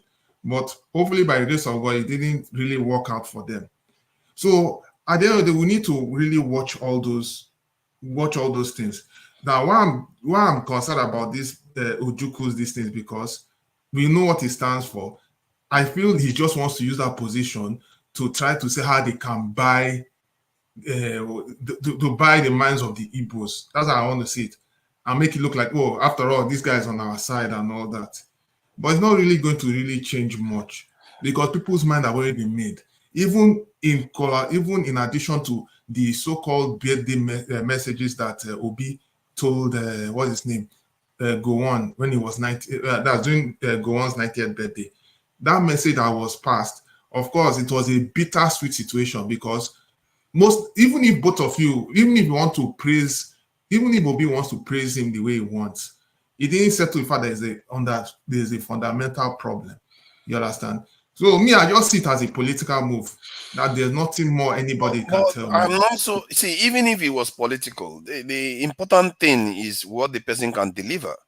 If she was going to go there and do a better job than the one that is practically nameless, I don't even know who the foreign minister is right now. It's practically nameless to me. I don't see Nigeria punching its weight, just within its weight internationally. You look at South Africa is running circles around Africa. Nigeria, where Nigeria is, personally, I think that. Let me shock you or something. During this COVID, I'm not going to say this, but I have to say this. Do you remember the former CDC? What do you call it? The CDC. That doctor head. Yes. Yeah. If you notice, he was more professional than the so-called minister of health. At the point, if you watch the body language, even the minister of health was kind of feeling threatened by the level of intellectual standpoint that guy was coming with, and it's always the thing, most times, and it's a problem with us in Nigeria, most times they will put a minister that has no idea what he's doing in power. And then they want to get somebody who can help to complement. So that when the person is complementing the job, the other minister will feel good that, oh yes, yes, things are working and all that, and take the glory. But it's not even about taking glory and everything. I see it as an undertone. And to me, I feel that the ministries are even too much. In fact, there's so much confusion, left, right, and center, because the people are still living as though they have excess money. Assuming they can be able to cut down the expenditure in fact, they should even cut it down to 100%, cut it down. That's what a reasonable government does. If you can remember, the last time I was here, I spoke about the former president of Uruguay, the poorest president you can ever think of. I can tell you, all of us in this place is even richer than that president. All of us were richer than that president. And during his time, he had the opportunity to empower himself. But guess what? He didn't do that. He didn't want to steal any government fund because he knew that the resources that belong to Uruguayans is for the people. And he wanted to pass a message. But of course, he's only one person. He did what he can when he was the president. If the leaders need to understand, and Tinubu as is there now, you need to understand, look, okay, is it money you're looking for? No, you have gotten power now. Stand by the people. Do what is needed. Me and you know it's going to be difficult because most time we are moved with pride. So, and pride and ego want to show up. The reason why I asked you was that sometimes we allow the politics, the tribal animals, and all the other distractions to a kind of cloud what truly matters. It's what is actually being done. And that's where, and that's where the leaders ought to have come in. They're supposed to come out on the continuum to address this issue and do serious reorientation program. And majority of them are behind it. Yeah, but hold on. What I was talking about was I was saying something when you interrupted me now. See, what I was trying to say. Sorry, are we going to talk about Gowon? I'm just asking for. I don't know much. Okay, you can talk about Gowon next, but the IMF, the loan that they gave IMF one is the one I wanted to go to next. We are going to be not the same. I just want to know. I'm not saying what you talk about. I just want to know. Not the same. Anyway, yeah. So what I was talking about was that Bianca's being appointed, if she was being appointed like the foreign minister, there is benefit to Nigeria. Even the position she's holding right now is benefit because if she can highlight issues better than the one that is in office right now, who cares? Because somebody is going to benefit from it in the context of the job she's doing. And she has been at the fulcrum of many seismic events in Nigeria. She has the experience. She has the education. There is something to be said for having her in the right position to do this. We don't put people that belong in positions in the right places. That too is not helping us in any way. We put nobodies in position that they should not be in at all. But that is me anyway. Go ahead, please. Yeah, you said I was trying to finish up something that was in my mind regarding you were saying something about the tribal stuff.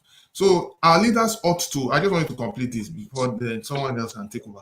Our leaders supposed to be resensitizing the masses about our differences. In fact, that's what developed country does. If you notice in developed countries, even though there are still traces of differences like racism and all that, they make him know that the policy is passed down. It's passed down and people will face the consequences once they go beyond that measure. Unfortunately, I don't need to tell you now, you look at all the elections. Is it 2015 where the Oba of Lagos was threatening the Igbos and saying that, oh, if anyone will vote against my wish, I will throw you into a lagoon. And up to today, that was not addressed. So that utterances, and there are so many of them, our leaders are very fond of it. And that's the reason why we're in this mess. We, amongst ourselves, we're in this mess. We can't even think straight anymore because we have someone who is in charge who is actually playing the card and who is always proud to be doing that. And if you watch well, even within this administration, watch well, you will see that the pro-administration people, supporters now, they are very, very good. And it's very, very, they are very good at going on the media. They will go, they will insult this one, they insult that one. If an Igbo man says something, they will insult. If a Yoruba man says something, the Igbo people will equally insult. It's because of the monster we have created in ourselves.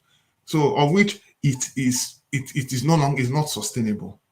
So me, I just feel we need to really know how we go about it. Thank you. Yeah. Forefathers, can I come in, please? I think it's man of prestige. All right. Man of prestige, welcome. You know, we are not talking about American politics yet. We are going to go there soon. So, what do you think about the reshuffle? Okay, Man of prestige, sorry, before you start, my condolences. I see people we are greeting you, they hit you 4-0. I'm just greeting. Oh God, he's suffering a lot of losses lately. So, AY, you have to go there, right? Oh my That's okay. You my brother. That's cool. But anyway, I'm good. I think I'm going to second one of you said. You know, all this thing we are talking about, all this appointment, you know, it's all distraction, in my own opinion.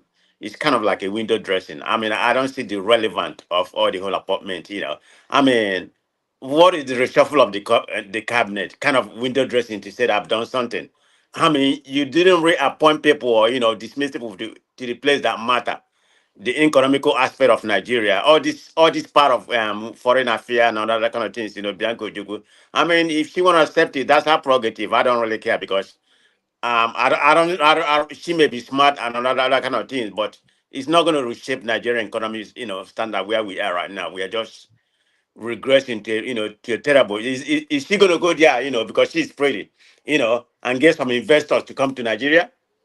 Can anybody tell me? You know, there is what they call pretty privilege. Forget about that. It doesn't work in that area. Pretty privilege only work in the entertainment industry. That's it does open doors. No, it doesn't. I mean, am I going to eat prettiness? What are you talking about? Handsome? Who cares about that? Maybe you do care. I mean, I don't care. That's on you. If you if you are pretty, there's a lot of there are billions of pretty women all over. So what is her prettiness going to bring to Nigeria? Nonsense. That's nonsense to me. Like I said, it's all a distraction. I don't see really the purpose. Whether she whether he appointed her just for distraction for the Igbo. I mean, why would Igbo man even buy that kind of nonsense? Say because she appointed Bianca Ojukwu, so our marginalization is going to end. I mean, the rationale behind that, they don't care about that. It doesn't make any difference because that's more of a junior minister.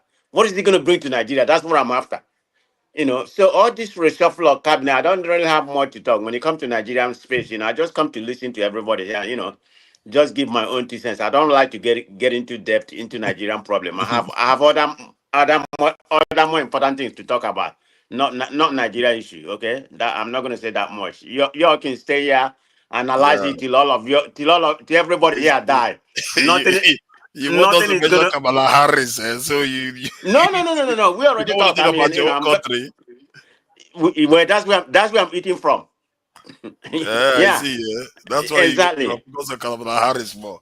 Okay. Yeah, but anyway, I don't have that much to say. So, in conclusion, like a second word of you said, it's just a distraction. So y'all can say blah blah the whole day. Nothing gonna happen. Thank you. So you wanted to say something? Yeah, I just wanted to speak on Ojukwu's appointment and the IMF loan because I have not actually spoken anything regarding that.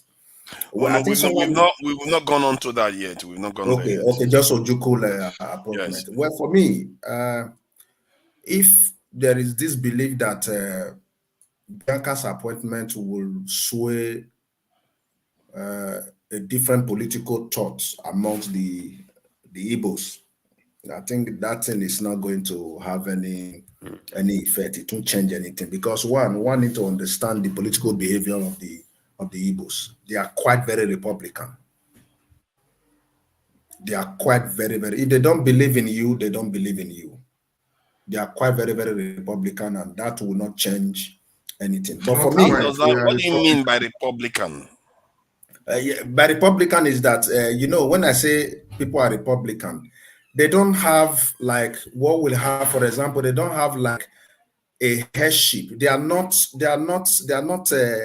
a collectivist society where one man stand, everybody will come behind. They are more or less like a 360. It's more or less like a 360 relationship, right? Even if you're in charge, everybody is a stakeholder. If you like, train me from beginning to end.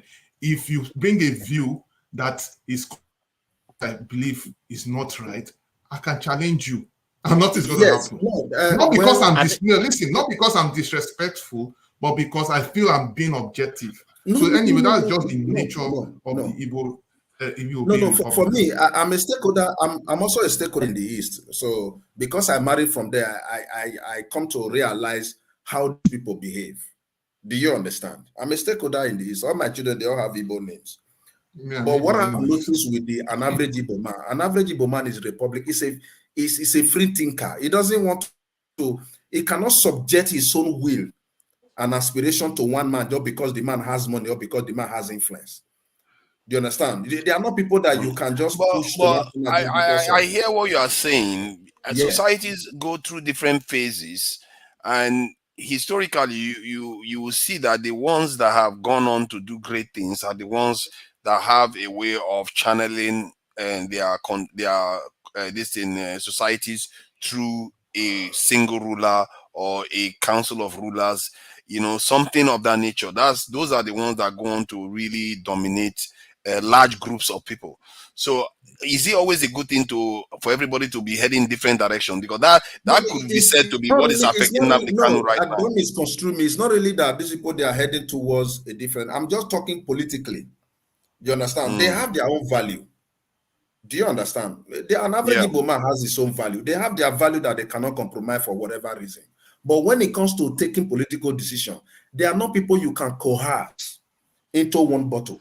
No Igbo man will take that from you.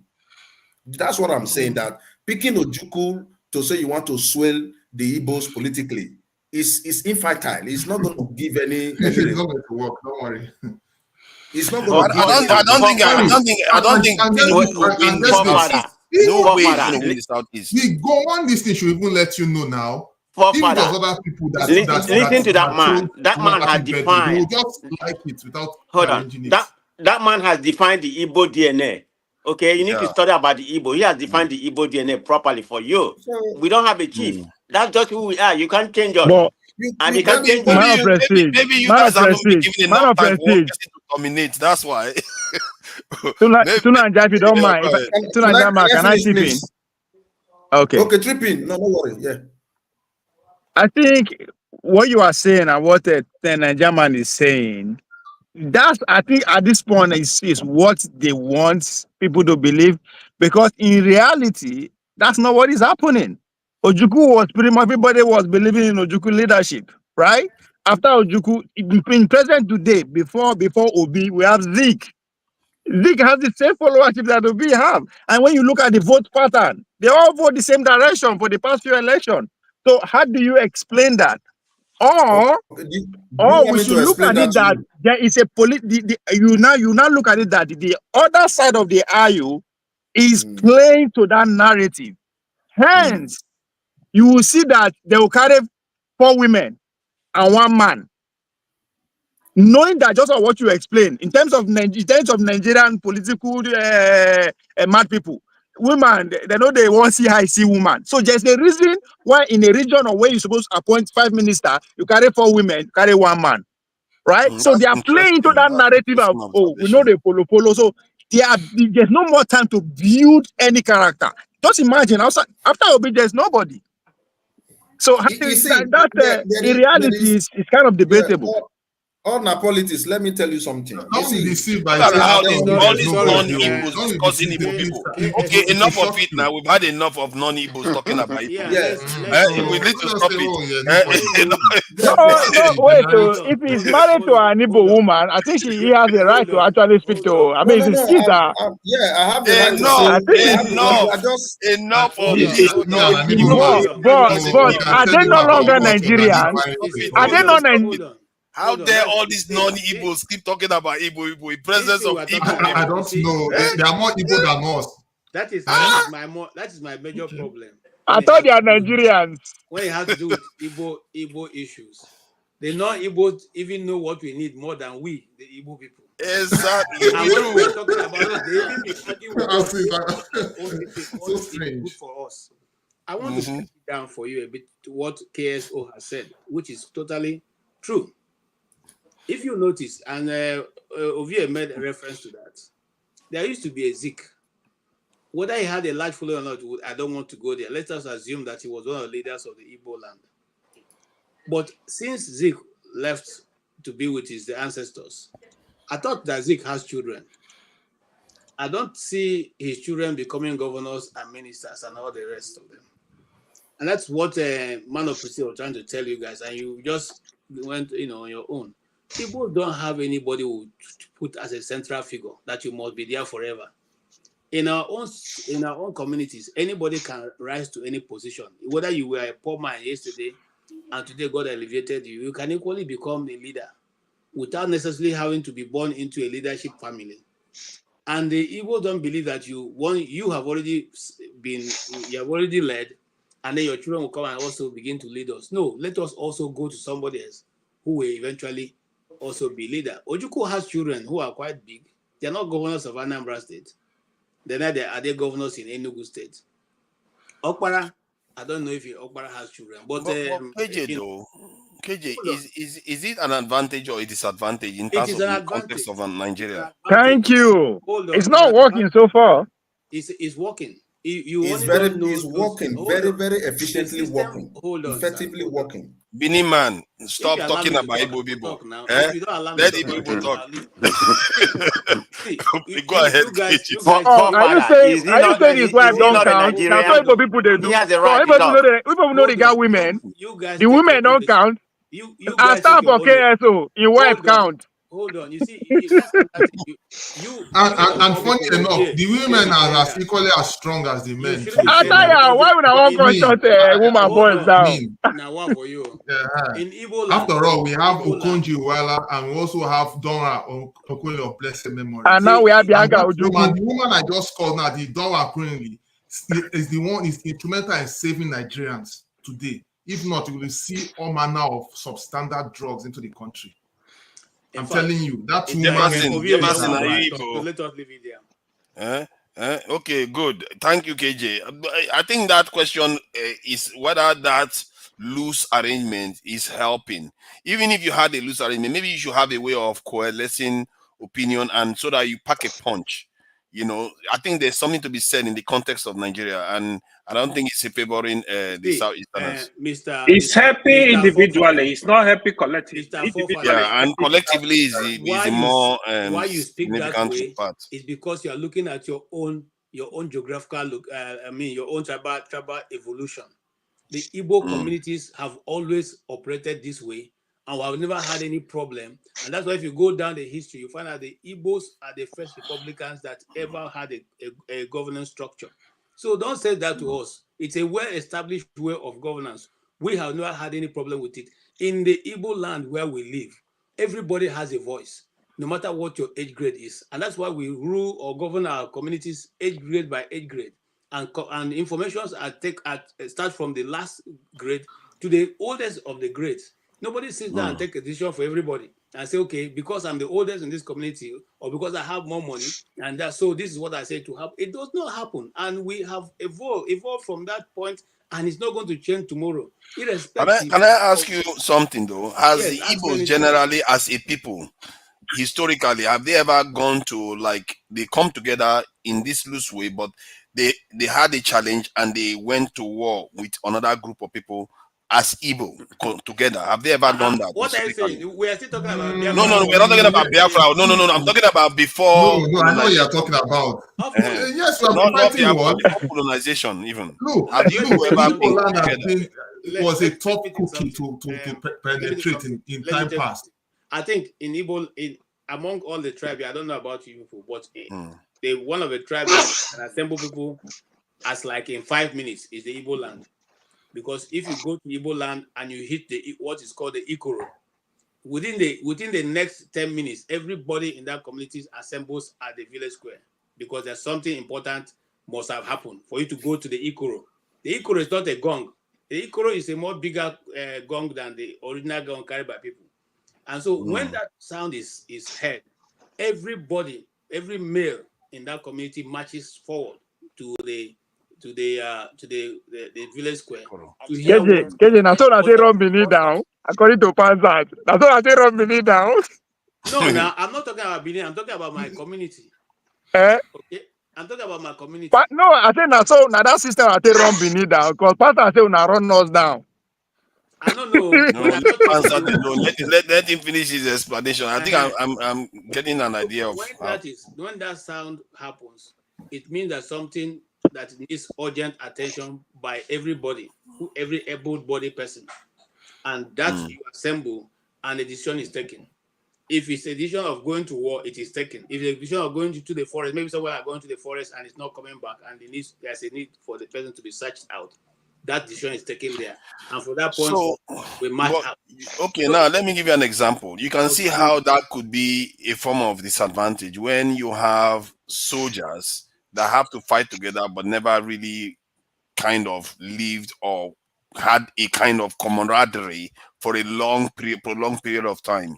You can see compared to like an empire like this Fulani that came with this thing and they all united and they follow one leader for a long period of time. You can see why the other ones that exist together longer will be more effective than the ones that lose. Are they really enjoying that leadership? What's the empirical facts? Are they really enjoying the leadership? History is full of history. History is full of history. No comparison, no follow. Go father. That comparison is I think because I use Fulani, maybe I should use Roman legions. No, because the Fulani are being empowered by the Arab world, so they get support both financially and weaponry. To keep conquering. I'm talking about like the Roman legion or the Greek forces because they are together. Even with that, they are still KJ, please. I know you are a moderator. The Bachama in Adamawa, the two people in Benue, they were able to conquer them. Despite all their support. This sensitive issue alone. If you have a topic to treat, let's treat it. If you go this tribal thing, this is I can know it's going to be something else. I think it's good for us to understand. It's good, but it's not the subject. We'll give ourselves bumper court now. Janaba is from the Middle Belt. I always want peace. Another thing you should be careful about this thing is that if you have KJ, look at what he described where he's coming from. This is like ancient time of nothing. No, but you follow the question where they answer. No, I think it's fair. It's fair for us to understand how everybody I understand where he's coming from, and and you cannot take it from him again. Why he's very committed. He's brought up in a very remote area like me, I guess. So let's move on to another, because all that approach, I think, is common in the rural area, but not in the town again, whereby you have a town cry. If somebody steals something, they have the god of that area. It's a lot of things that going on. And KJ come all the way from there to Atlanta right now, and you think it's going to change in one day. It's not going to happen. So thank you, my brother KJ. You see our Nigeria problem have been a middle belt. They always want peace. Peace. Always want peace. We don't want peace. We want to cash out. Nigerian minorities are big. Nigerian minorities is about 36-37% of the population. That is massive. Nigerian minority is very big. They are large. Nigerian minority is about 67%. Where did you get that one from? Divide and conquer to steal part of our... No let Panther hear you. No let Panther hear you. If you look at the north, if you look at the northern part of Nigeria, how many tribes do you think we have in the northern part of Nigeria? Let's take back. Quite a lot. So even Tafawa Balewa was not an Hausa man, was not a Fulani man. He has his own tribe. I thought it was Fulani. No, he was never. I would not believe it because he's from that side. but I know Nigeria minorities have run Nigeria more than any of the people. Who almost beat me because I called him an Hausa man. And from Kaduna. Okay. Let's go to the next topic, since we've already, talked about all the cabinet this thing, and I vote that Bianca wins the trophy in terms of the shiny objects. Yeah. So, but that said, yes, there is this matter that is coming up as a topic that the Nigerian government went and borrowed $618 million to buy jet fighters from Italy. I think the jet fighters may be cool, but I'm not sure it's the best money. From my calculation, you could recruit soldiers that you pay double the salary you pay now the junior military. This in 100,000 of them for that amount, and you are going to pay them even more, and there will be still a lot of money left for that amount. What it did, and that amount could secure the entire north, but no, they are not doing it today. They want to go and buy jet as if jet fighter is going to arrest anybody that is busy kidnapping people and taking them into the forest. But this is our Nigeria now. We are still doing it. So what? And it's a loan from IMF. Money we don't necessarily need to borrow. If you are serious about security, there are things you can do for your nation to get security. Why do we need to buy those jets? There are certain things you need more than just jets. Forefathers, there is no need of making that a topic. In Nigerian space, any money borrowed was very specific by that a way of taking money out of the system. And they do not, if you look back and see the previous administration and oil and whatnot, whenever they say they borrow, they want to target to some specific bigger thing like security farm and all of that. But end of the day, it's not what it is. It's just to take money and then share among themselves. The Nigerian public, we should just ask them for accountability. First of all, what is the priority? What are you trying to address by buying a jet? Are we fighting a war against any of this? I mean, it's good to secure ourselves, but our problem right now is even basic food and basic amenity we don't have. And we have to build from the grassroots how to enable and empower our citizens in any way. So the buying of jet, there's no jet. All of that you're going to see is one dead something that will come and design and scrap around and painting and just even if they don't use the jet hangar to bring it to Nigeria, there's nothing. It's just a way of taking money from the city. Jonaba, let me share this with you. I think there's actually a jet, and you can argue that. Let me see, because what I'm thinking is that their argument may be that they want to use this jet to be able to fight terrorism in the Sahel, and maybe even go after Niger Republic if they want to. They don't believe in these people. It's a photo. They don't believe in all of those. Nigeria is capable. The best brain Nigerian use not to innovate anything. It's about deceiving the people. If you can see somebody take a picture from here and post it here and paste it, I'm fine. They are good in all of it. I think forefather, you go to Nigeria, but you don't understand so much about Nigeria. These people they are crook. There's nothing in that. Where are they using the jet for? What is the jet for? The jet, there's no. Where are they going to bomb? Where even where?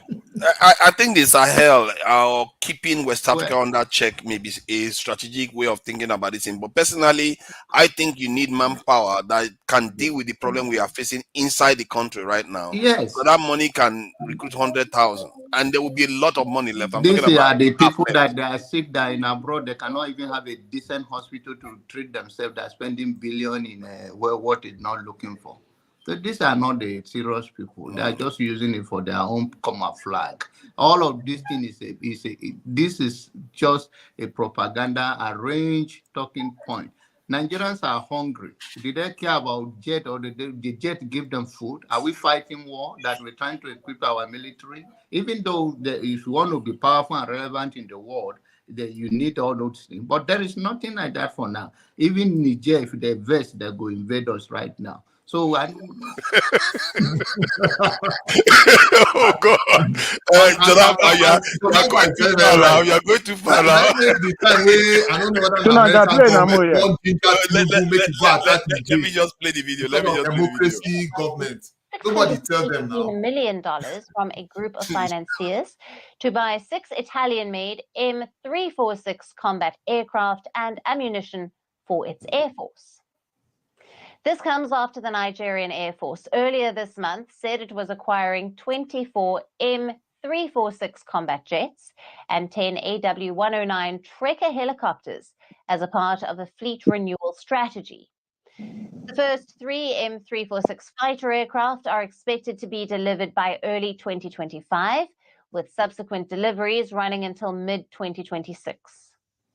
But what is the M346 fighter jet aircraft, and why is Nigeria planning to renew its fleet? Let's understand. The M346 is a twin-engine jet manufactured by Italy's defense company Leonardo. It is an advanced trainer jet with capabilities of simulating a fourth or fifth generation fighter aircraft. The aircraft can undertake several combat missions, including air support and tactical reconnaissance. Currently, Singapore, Italy, Israel, Poland, Qatar, and Greece are all operating the M346 combat jet. So why is the Nigerian Air Force procuring these jets? And what are the challenges that it is facing? Let's take a look. Nigeria currently has a total of only 38 combat aircraft. Its inventory is made of the French-made Alpha jet, the Chinese-manufactured Chengdu J7 aircraft, the Brazilian-made Embraer EMB 314, and the China-manufactured JF-17 Thunder. But Nigeria's current fleet of fighter jets is getting old and obsolete. Secondly, the security challenges are increasing at a faster pace for Nigeria. Nigeria is at the moment struggling to contain attacks by armed bandits in the northwest region of the country, who are committing crimes including rapes, murders, and mass kidnappings. The country is also facing difficulty in containing the 15-year Islamist insurgency against Boko Haram and Islamic State, West Africa province in the northeast region. In such a challenging scenario, Nigeria has been increasing its military expenditure in recent years. Take a look.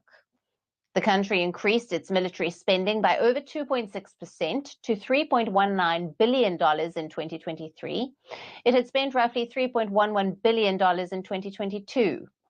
However, this now leaves one question unanswered. Has Italy ever exported weapons to Nigeria in the past? Have there been defense-related trade between the two countries? The answer is yes. Italy has been selling aircraft and artillery to Nigeria for several years.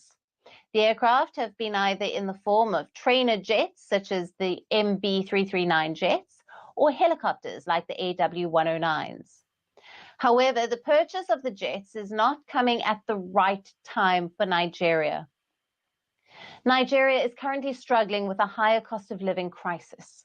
Its economy has failed to recover from the shock of the pandemic. Prices of food, fuel, and medicines have skyrocketed tremendously, but salaries and wages are yet to grow. And to top it all off, foreign investment in the country is also falling. In August, residents in Abuja and Lagos took to the streets to protest against President Bola Tinubu's policies and the state of the economy. In light of this, Nigerian government's plan to renew its fleet amid an uncertain and challenging economic environment only looks quite ambitious. But the larger question still remains on whether the new Italian jets will be able to help Nigeria to bring its security situation under control or not. Mm-hmm. Yeah, I don't like that term that we are ambitious. How dare you say we are ambitious? We should be having the nuclear weapons you're telling us. But I do get the point that Nigerians are suffering. I do get the point that jet fighters are not a big decider of wars. There's a reason why many countries don't rely on them, because once America has air superiority, all your jets are going to die at the airport. Forget it. They're not going to fly. The only way you can fight a superpower right now is you have underground bunkers, you have missiles. Those are the only things you can use to fight asymmetric warfare. You can jet fighter. I think maybe their thinking is that they can use it to control the sub-region in terms of. So now, what will be your budget first? Our budget. This is loan. This is not budget. This is a loan. No. She said that lady said something now that the budget increased to 3.something billion. Yes, which is practically nothing compared to what the world spends. What people attributed on election? What people attributed on election? How much? The budget of the nation is 30 billion, isn't it? 30 now billion. You won't fight the papa. You won't fight the papa. Jonathan Bata say Nigeria will run us. Don't be lie. No, You dey talk for what? You dey talk for superpower. Is it superpower? That one funny, man. He said DJ vex him, bro. Exactly. How can You know, DJ come and Nigerian beat government us? wanted to fight with Niger. All those things that Yeah, Nigerian government wanted to fight with Niger when they had that military takeover. Nobody tell Yeah, you are talking of Tinubu. superpower. They advise themselves. Nigeria have the opportunity to position themselves in a long ago, to position themselves to be in position of power and influence in Africa more than where they are. Is this killing, corruption, and people who have no vision? These people are blind people. They're worse than anything you can ever imagine. All of those fear about, if these people, set of people have some power, they will run us over, I'm better than this person is better than me, all those tribal things and religious things and those things that divide us, and then the law enforcement is not working. The only thing that is causing Nigeria is that if people are held for their crime, not swiping from party to party. If you are APC, your sin is forgiven. You are PDP, your sin is forgiven. That the law enforcement know their job. Those people don't know they are left to their right. All those people you are seeing, they are general. Confront them. Now, they'll run into the room and take a kai and come out and tell you different. Oh, God. So look at it this way. Over the years, because of our differences, we could have been building up our armory. We could have been building it because we have the steel plant. We have the Ajakuta we have steel built plant. more than we have this. We could have done more than all of this. These people have no vision. Look, they have not. Do you know that they made AK-47 in Ajakuta steel plant? Yeah. When the last time I was there, they made AK-47, and the facility that is there is enough to make so many machineries. These people have no. They're just so narrow-minded. Nigerians were in position where the whole Africa will depend on us. The whole Africa. These people need opportunity. Until today, they are not increasing human intelligence. If you go to Abuja and stand on the road, if one chance to take you, you are on your own and they are buying jet. What jet got to do with human intelligence? What we don't understand is you're your own. But if you speak against the government now, the way DSS and NMA will come after you. There are people that do that. Nobody DSS the government. No, what we don't understand is the geopolitics of this thing. First of all, if you follow the news well, you find out that recently a Nigerian company bought over Ajib. Ajib is an Italian company. It took a long time before that deal to buy over Ajib because there was a court injunction there. There are things that are settled. That's why I asked, when Nigeria fought a war, how did Nigeria fight the war? Look at Ukraine is fighting a war right now. It is well known that BlackRock has the contracts to rebuild Ukraine for the next 20 years after the Ukraine war with Russia is over. Anytime countries fight wars, there are deals that are made. We Nigerians, we don't want to face the reality. When Nigeria was fighting a civil war, who sponsored the war? Who sponsored the war? The West sponsored the war. We owe people. That country called Nigeria owes a lot of countries. That is why your oil and gas, your petroleum sector cannot work, because you owe a lot of people. There are a lot of things you owe. That jet that you're seeing that is bought from Italians, it was a deal. We'll do this for you. This is what the money has to come back to us. The way the West signed, it's just like Japan. If Japan gives you a loan, all your vehicles, all your official cars, anything that is a Japanese product, that's what you will buy. The same way when China was at Nigeria, Italy, or like it don't just make sense to me. Now it's making sense. Deal. Yes, that is how deals. That is making sense. We're having deals with China. Everything was going through the Chinese. So these are the problem with Nigerians. So that's why I asked Nigerians, when you were fighting your civil war, who sponsored the Nigerian side? Who sponsored it? But the sponsors, though, the money that we owe them could have easily been paid back during the 70s. You know what? We had more than enough money to pay them back. You don't know what they're talking about. Too. You don't understand when a nation owes debt like that, you will pay for 100 years.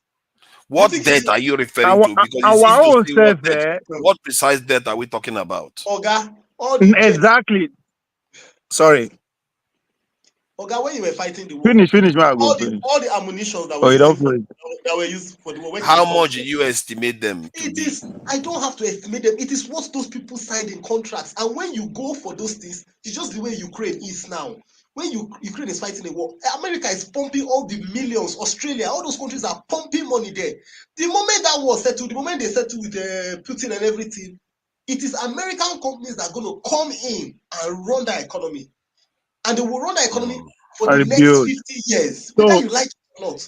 Yeah, but see, I don't have any problem necessarily with America running the economy. After all, they are in Japan. Hold on first. But I enable them to develop. But that's not the case for us. There's a difference.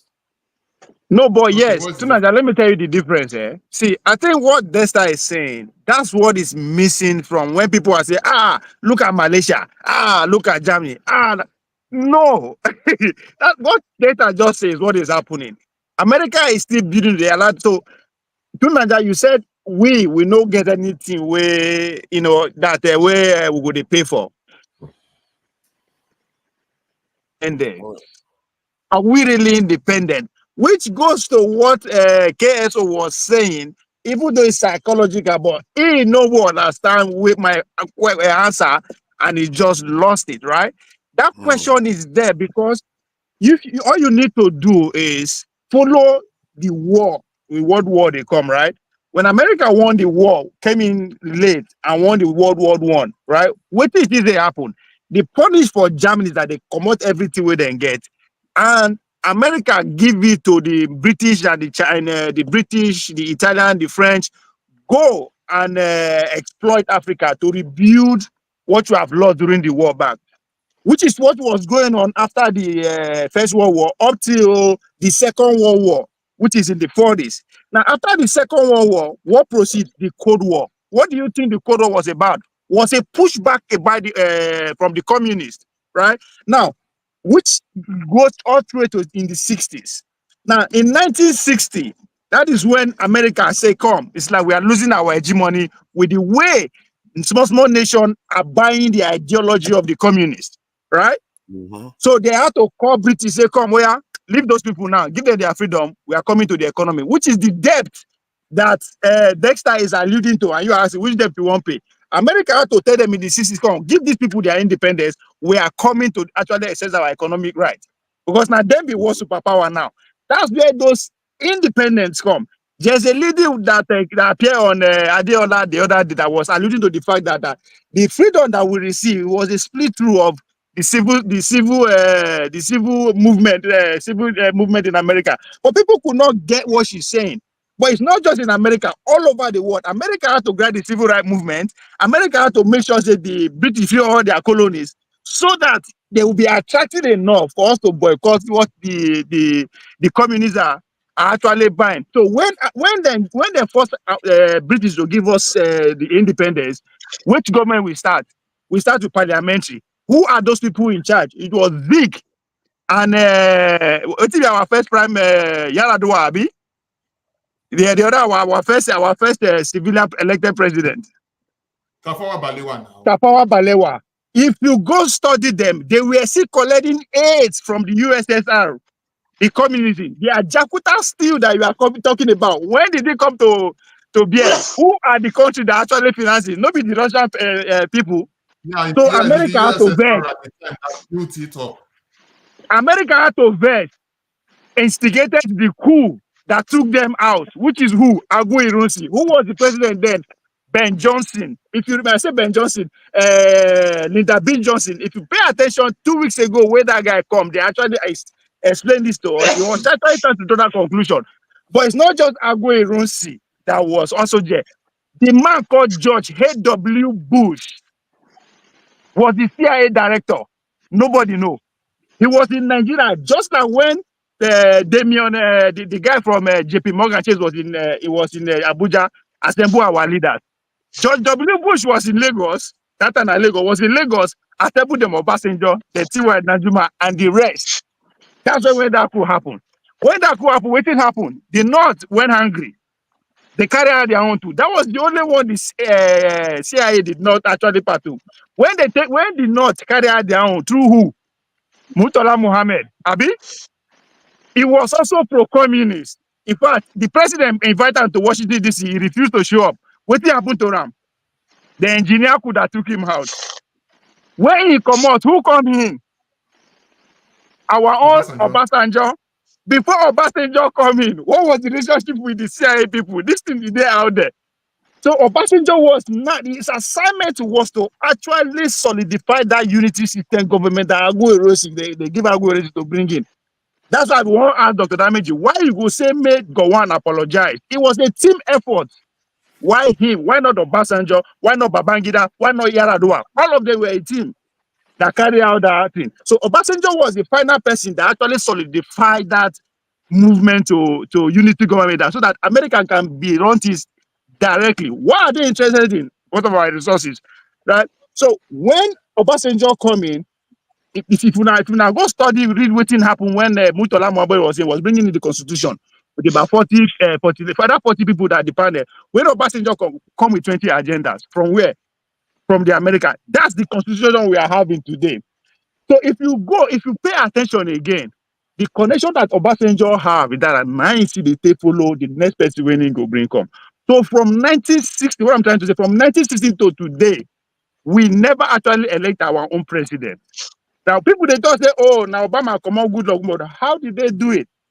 Right now, Secretary of State, now they come Nigerians at that time. So yes, they are I chief to remember Nigeria to. I want the name is boys John. So everything John they Kerry. connect. John Kerry. They don't they with Kerry. us. Right? John Terry. So now all those men they come from the 60s. So it's happening again today as well. They are under pressure again from what? From BRICS. Hold on, hold on. They are under pressure again from BRICS, right? The Americans are under pressure again. That's why they are going around. That's why they came. They tell us they come in the next 10 years. You guys have to behave. The same thing with Europe. That's why I thought that in the next 10 to 15 years, there's going to be a collective outrage. Europe go year round. They don't unplug them individually. So everybody will find a way. They will go back to about 200 years before now, where they always fight against themselves. The peace that the Europeans are having today is about 80 years old with the backbone of American military weapon. So you are asking why we no agree. If America can't set base for your house, you are done. They run you and run your government. So Nigeria elite has this, I don't know about a vision of being a regional hegemony. No, it's true, you're right. They have this vision of being a regional hegemony. Let me add my own to it. I think having a relationship with America or British or Germany or whoever country, that is not at the core of our problem. Because yes, but who define that relationship is the problem. We are not in a position to define the relationship. Our own position, the real issue is what kind of relationship we formed with them. What kind of seniority that they have over us. Because if you look at Japan now, they were nuked twice. They have a perfectly reasonable relationship with the West. They are a nuclear threshold nation, which means the West cannot mess with them even that much. If they try to mess with them, let me finish my point. If they try to mess with them, they could destroy the base that they have there, make alliances with China, become nuclear power themselves very quickly. They didn't disable them. They didn't castrate them completely. The same thing with Germany. But ours is like total castration. Because there is no resistance. I agree with you. There was no resistance when they come. Just as they come now, who they push back? Will they talk on another thing? There is no resistance, right? Our elite are scared because of what they are getting. Talking about the loan. If they collect this money, they're going to buy support their lifestyle. It's not for anything. It's for their own lifestyle, right? And there's no pushback from the people. Which is where when people don't say, I want to be president, you need to go and organize those abandoned people. Now then go fight for you. Because you are coming to take food from people who don't establish already, right? So there is no pushback from anywhere.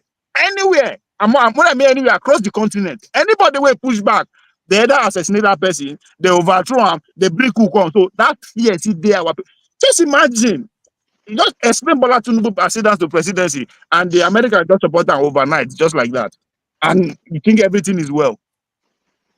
Yeah, so there's no pushback from us. And for us now people will need to educate the majority. You understand? Because now the people will defend that leader, not the other way around. But nobody is ready to actually do the job.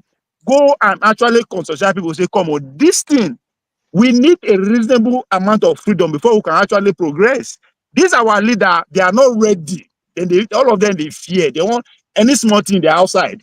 They are with the people that you are supposed to kick against. How can you negotiate with me where I always in my guest house and they give you my baby the fuck every day? How you want to do?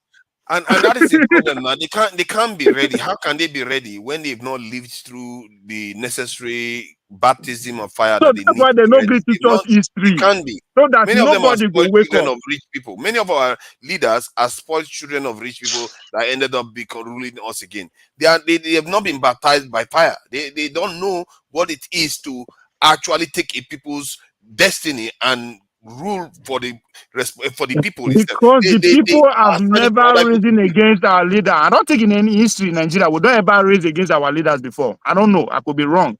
I don't think that genuinely say the people went to war with their leaders in Nigeria. I don't think it has ever happened. If I could be wrong. The We whole have never country. Now let united me to in do a that section. before. We've never united to do that before against our So leaders. they And have succeeded in educating us. They don't educate us for us to actually know about how this thing works. So that's why when people will not understand, they will say, "Oh, you are blaming the West." It is not blaming. Unless you live for inside hole for the past more than almost 200 years, you don't live on your own. my thing is that what I see is that it's only one case I know that the people rose against their leaders and continuously they led to a change. But you can still argue that the overarching one is when the people unite and fight on other people. That's the one that unites the people more than anything else. This is why But many who is nations. going to unite the people? That's the word we should be looking for. No, who is going to be president? That's what I'm saying. That if you want if you want Nigerians' consciousness to rise, you have to unite the people and you have to have a boogeyman. You have to. So That's one instead way. of us to be looking I'm for not saying that's the president, only way, but that is no, one of no, the no, no, easiest no. The ways way it is nations now, do it. the way it is, all our elites are all compromised.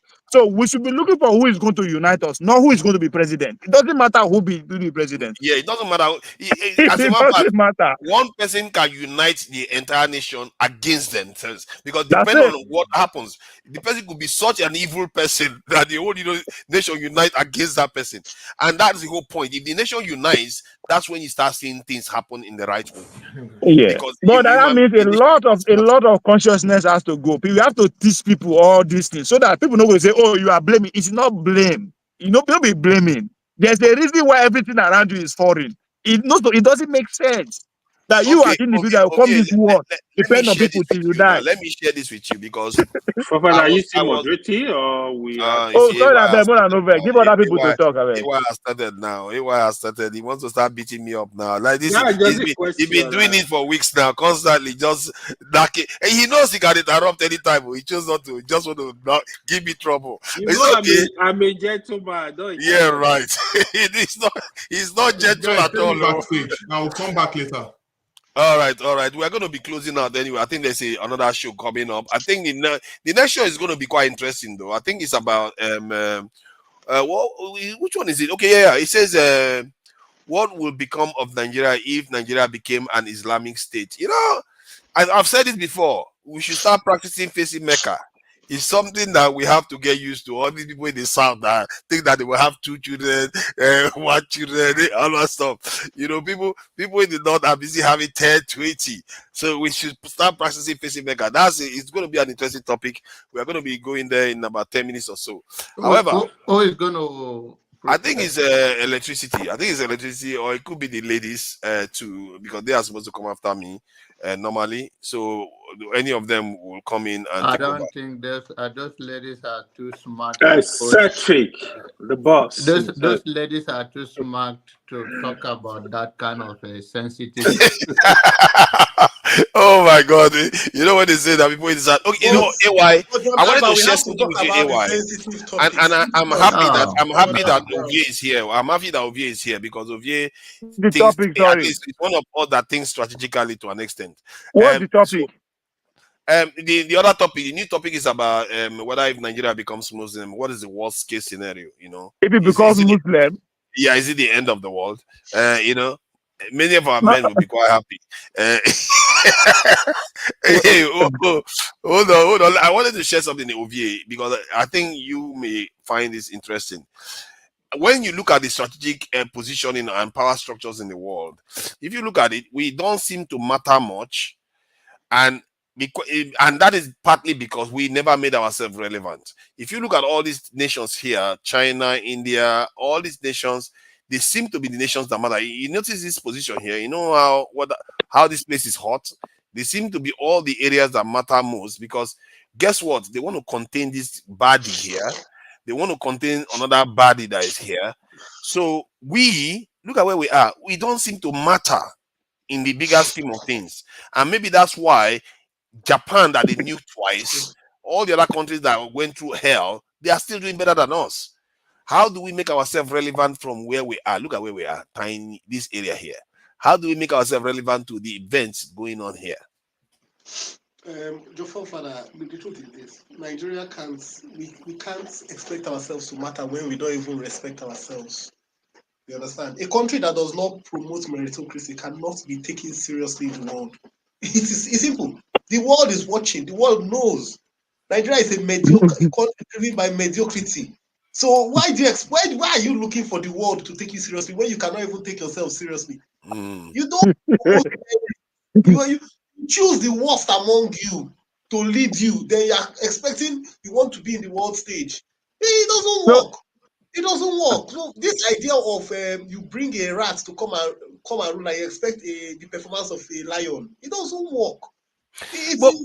But a potential part. Let me ask you though. Don't you think like the way we did in Sunanja, I think the question should be, what are you offering to the world to make sure you are matter? That's exactly what I wanted to say. That's exactly what I wanted. We don't seem to be offering anything at all, because like when we don't give anything to the world.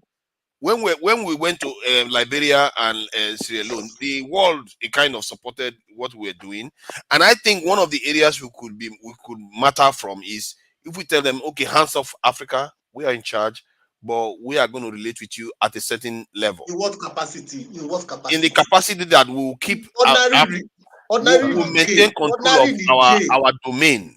Ordinary Niger doesn't hold Nigeria. Do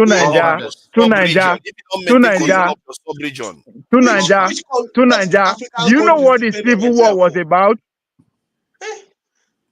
The Civil War now lesson to teach us and the region that they don't want anything now hunger they take people. That was just a lesson, the Civil War. So okay, for you to actually say you won't get independence, be ready to lose 5 times more than this. 10 to 50 million people will have to be sacrificed. We're already dying. More people have died since that Civil War. So let's organize and go and die once, Abi. I agree with you. Let's organize and go and die once. You have to be ready for anything. Yes. But that's what it's going to take. They can't do anything to us. Forefathers. It's not that difficult. We just make it like it's complicated, but it sounds like that. We just lack a true leader that have a clear vision and man enough to cut himself from the West. And whatever happens, if he's going to die, he die. If he's not going to live, he live.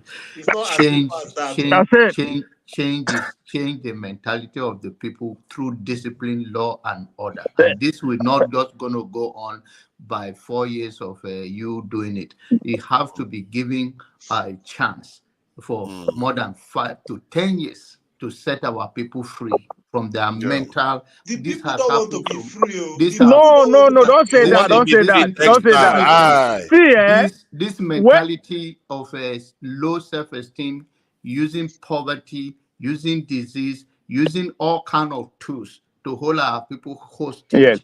It has devastated impact on them, on their morale. If you talk to somebody in Nigeria while he's struggling, a very prominent person that he used to be agile is beat down over the years. And now he have no choice than to compromise and become competitive. So the only way forward, if we see... Yeah, I've got to end this live stream now. The next stream is on. Let's go to the next stream. I will share the link to this backstage if you can join it, because it started now. So we don't want it to clash. The idea is for it not to clash. We have to separate the streams. And I thank you, gentlemen, for joining us. AY, I'm sorry you didn't get your chance to say much anymore. I'm used to it now. I seek your pardon and forgiveness. Jonaba, thank you for joining us. Eccentric cast and all na politics as always. I enjoy your presence and conversations, and let's hope we have more of them. And I like what Jonaba said last. We really need to get our act together because the trouble is already here for us, and we have a chance. We have a chance. So thank you all for joining us. I'm sorry I cannot thank all of you, Guy Wanlele, Tracy Jacobin. Tracy Jacobin, you see, I can see beyond the wig. I can see beyond wig that women are also there's something behind. There's something beyond the wig, but it doesn't mean that the wig should carry on. I'm not going to be in support of it. So Tracy is just a troublemaker. She's a troublemaker. Don Anthony, I see you there. And Fumi OS, all of you, sorry you didn't get a chance to say much. We are going to be back again. Thank you all for joining us. Bye.